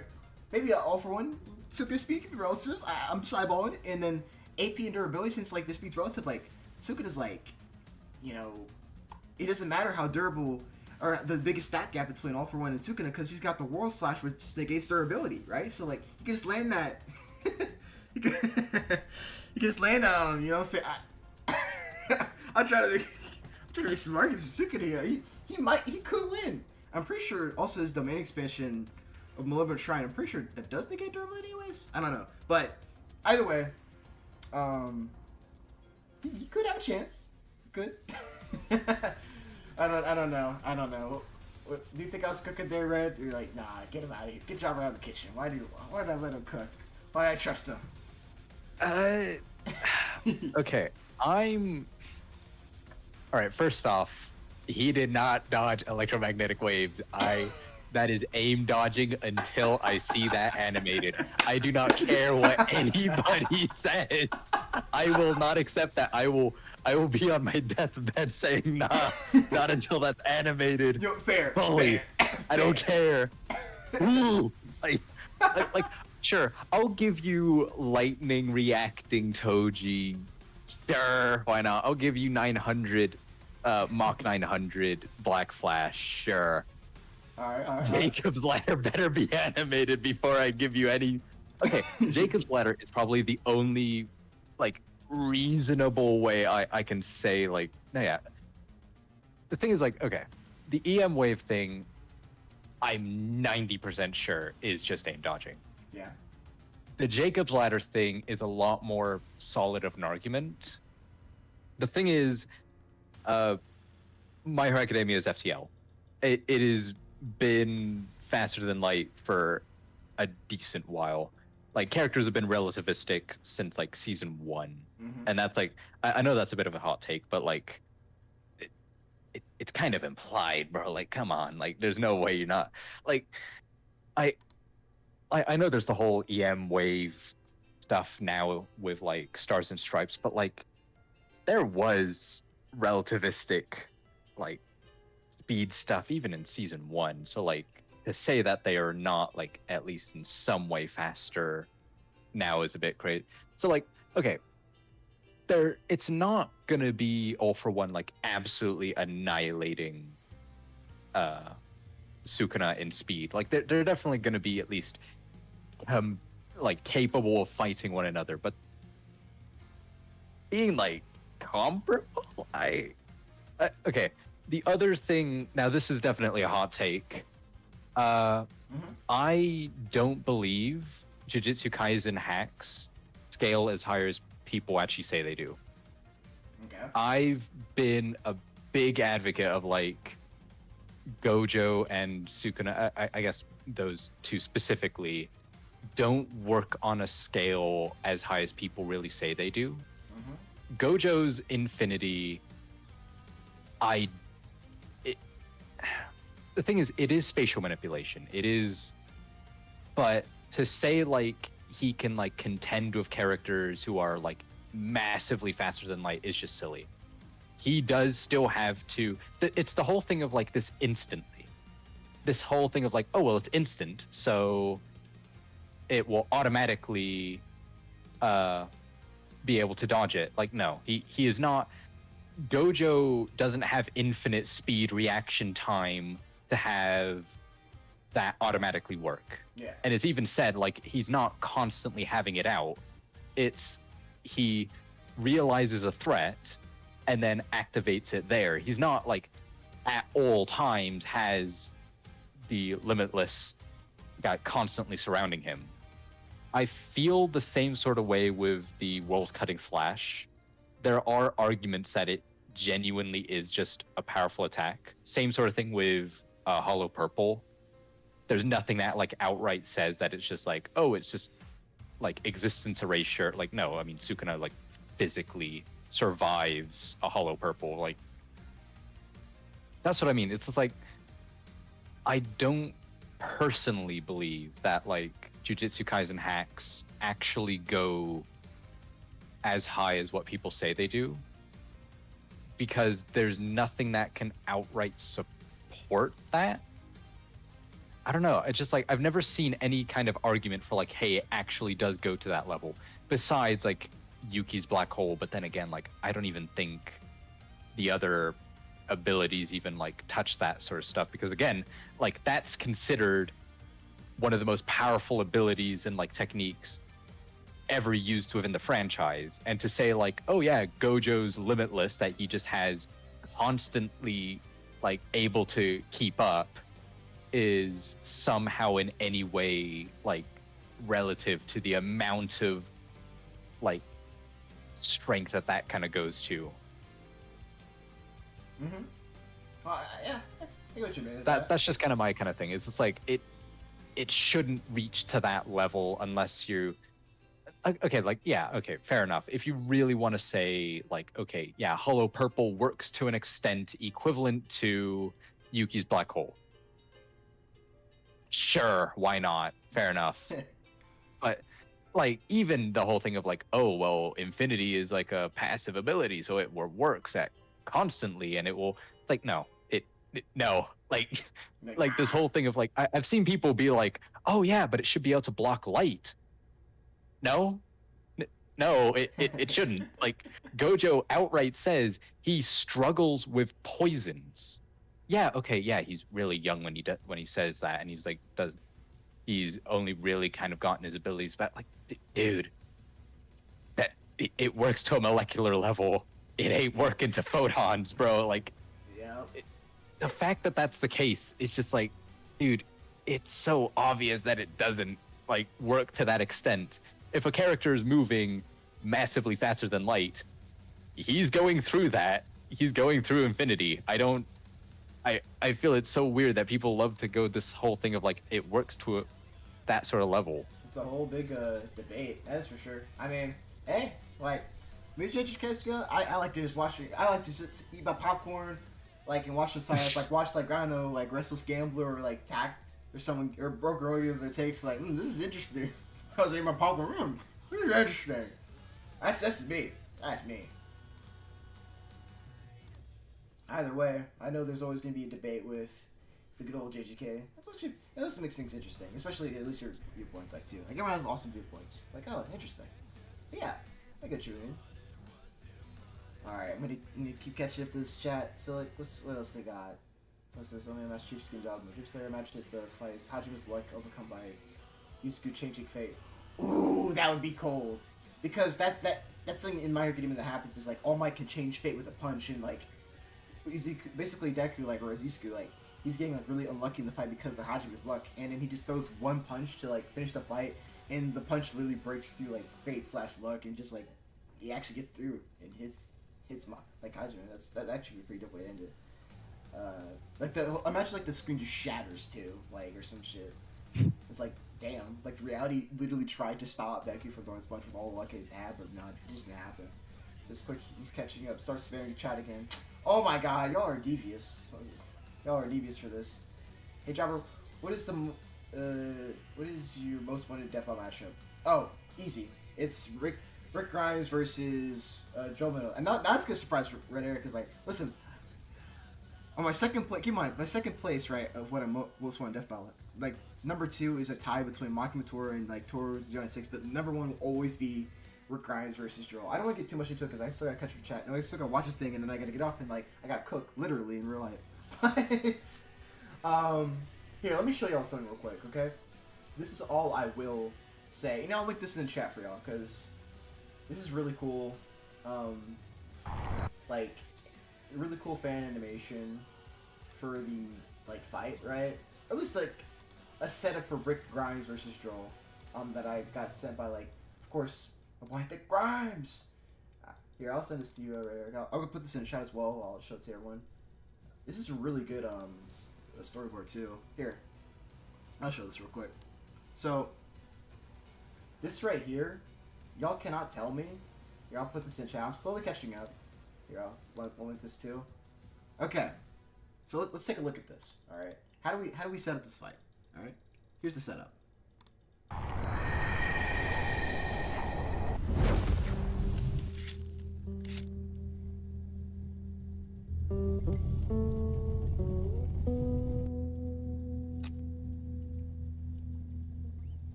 Come on, that setup's pretty damn good. You gotta admit that's a pretty good setup. Like the reveal, of course, the Walking Dead music that they play before an episode, like because of the other reveal, like that's pretty good. I don't know. What was Red Eric? What do you think of that? It's really good. Wait, is it? I remember you mentioned it a while back. Isn't it like the Walking Dead novels or something? Like have some like crazy. Yeah, like nanosecond dodging nanosecond bullet or something. Yeah, like they have, to my, if I remember source correctly, I think they had like, so I'm not even joking, everybody. If you, The Walking Dead actually has like genuine and consistent, by the way, faster than light feats because of the novels. They have like 10 nanosecond statements. I think it's 6 or no, it's like 7 or 8 of them is just the characters moving that fast within a nanosecond, right?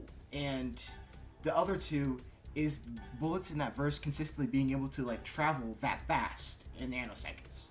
So you actually have consistent faster than bullets in that verse. I'm not joking. Just regular bullets, like from guns. So, yeah, novel Walking Dead gets insane. That's all I'm gonna say. Holy shit. Oh my goodness. Someone says, I'm not sure what I went John Eckler versus Frisco Valley. I've seen that matchup. Looks pretty cool. And given how Dave was in that cast, I feel so much likely to see him struck in an actual death battle. actual battle. The Lord English versus Super War Prime. I think I've seen Lord English versus like Mr. Mix-a-Piddle. That's all the trailer for. They look pretty cool. Those aren't stars. They're just lights in the sky. So yeah, it'll be interesting since Death Battle acknowledged Homestruck. Yeah, the whole Homestruck conversation. Don't forget about Rewind, and yes, I am counting that for All For One. Rewind. Okay. All For One is a perfect character for a fake out death because of Rewind. I don't think I've gotten that far yet in the manga. I mean, let me see. Mahito ain't winning if he ain't getting. Just, at most, I am giving Sukuna Mach 5. Damn! That's insane. That's some hater energy. I'm gonna, most of get Sukuna Mach 5, bro. Like, damn. Says I think Infinity is passive after you get enlightenment, but I do think depending on material it changes. Also, Goku can turn you to photons, electrons. What? We can be hit. What? I don't know. I don't know what you just said there.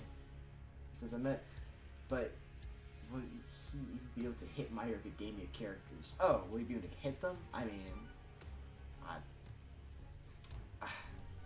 I assume he probably landed a couple hits, but like, I mean, if let's say if he's getting speed blitz, like, I imagine he might land a couple hits. I guess if they can't touch him, like I imagine. Said can't block subatomic level. I'm not sure. Let's go reverse Roach, absolute banger, best Death Battle track hands down. Yes, it says. Also, All For One's massive amount of quirks could overwhelm Sukuna at some point. That's fair too. So it's novel Rick versus novel DLN. True. Both, yeah, the novels making characters unhinged. Actually, you know what? I think that's another thing. So, Rhetoric, we agree that, like, if a series, like, let's say a cartoon gets comics, they're gonna get some unhinged scaling, right? But even deeper, if they get novels, the novel scaling is even the most unhinged scaling you could possibly get for the series, bro. It's even more unhinged than the comics. That's how it is, bro. Have you read, like, have you heard of that Pennywise novel shit? Like, people are divided. Novel Pennywise Outerversal. Yeah, it's either... I did actually check that up. Mm-hmm. That is actually consistent. I did actually check it. I'm just thinking, but I'm just saying, like, listen. Outerversal Pennywise. Yeah. Sure. Why not?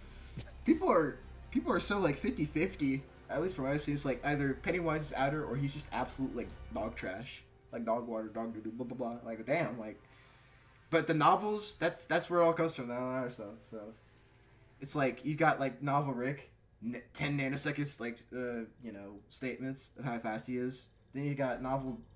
Wait, Novel Deal? Oh, for I thought you said Novel Cars. Well, I'm not going to replace that Novel Deal with Novel Cars, where just, like, Novel Cars just says, I understand now. And then Pennywise in the novel is like, he's bigger than something that is conceptually bigger than anything that is bigger than it is. Yeah, I just casted a Dark Tower spell. Yeah, we're in the Dark Towers now, boy, baby, so let's go. Let's see. Was thinking of Hall Purple, one matchup I used to be crazy about was Shigeru Emiya versus Ichigo Kurosaki because of the amount of connections I make with them. I know a lot about Ichigo. I know very little about Shiro, that other than he's in Fate, and he has, like, swords, you know. He has his own domain of swords. But I finally caught up. Oh my god, it's a miracle. It's like, just like JoJo Part 8, the miracle of me catching up to the top of the chat. Let's go. Giga said Maki's Mach 3, so after the Awakening, so let's say after training she's Mach 4, so connect together on the high beginning. So we're finally time to watch this fight? Yes. Alright, it's time to watch this fight. Then... Oh yeah, I got a jet. What's up? Oh yeah, I do have to go now. It is actually getting pretty late. Alright. Yeah. Alright, well, hey, you have a good one. I'll watch this fight, and then I'll get off too. But hey, it was nice having you on the stream, man. Like, very dope hanging out with you. Yeah. Mm-hmm. Alright. See ya. See ya, man. Have a good one. Alright. I think my thing had disappeared. Alright. There we go. Okay, so we're watching one final thing, and then that will be it. Okay. Alright. Alright, this is the last one. Here we go.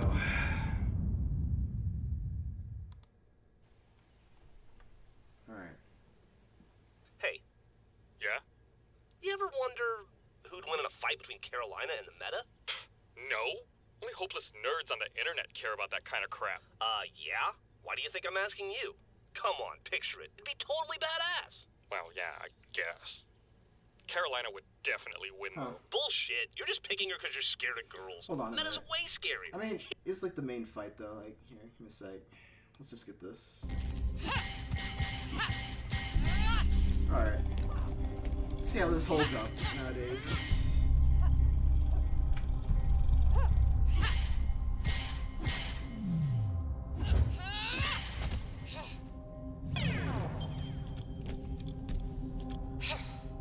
Time.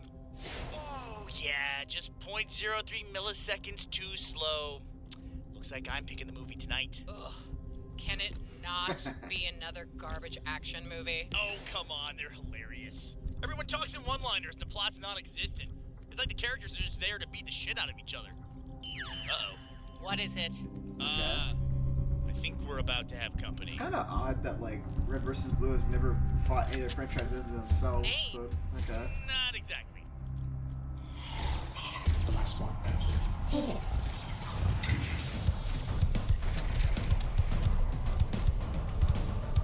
Okay, if we win, you can totally pick the movie.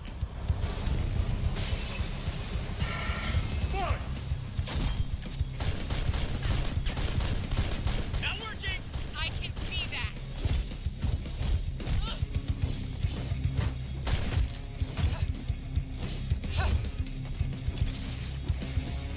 Okay.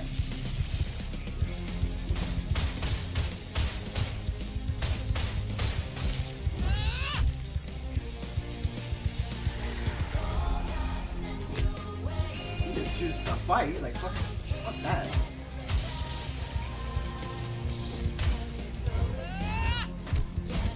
You sure you can't set that thing to kill? Just hold on!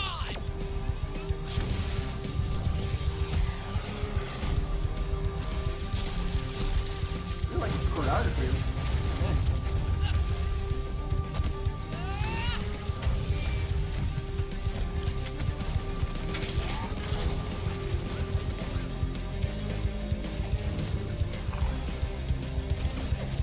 Church, where is he? I'm on it. Scanning. Your left! Oh.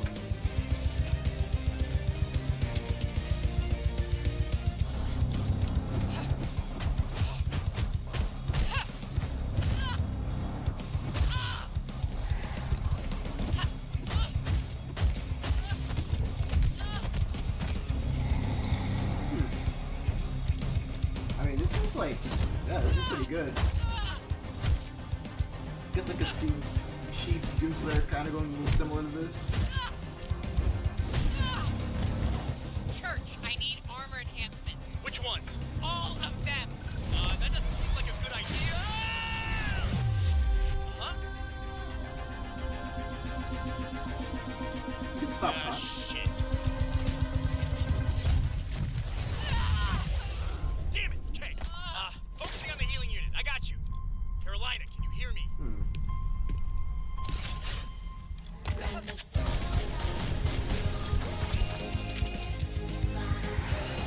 Lord is not care. You got him! Huh. Okay, seriously, what the fuck?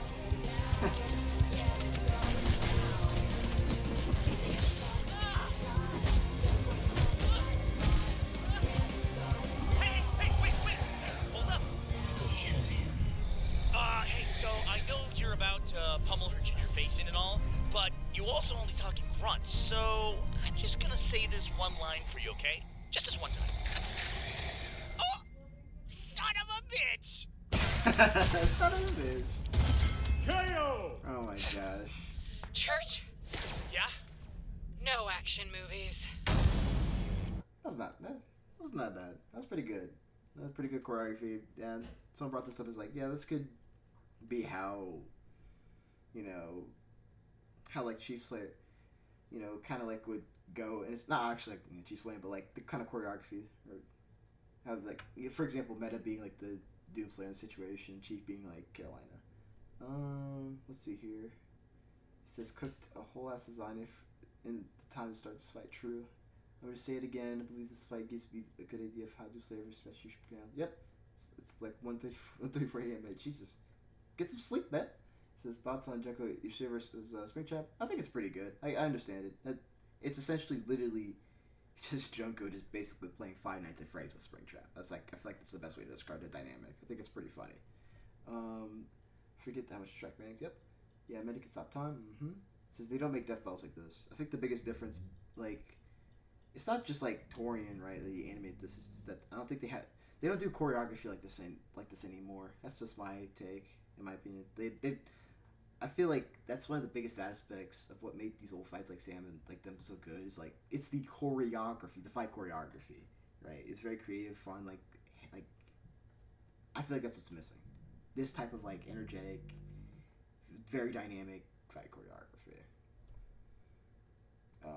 The ending reminded me or Iron Man vs. Batman's ending Friday. I need a drink. True. When I guess Torian is going to do Chief. Do you guys kind of think of it? Yeah, maybe. I don't think he will.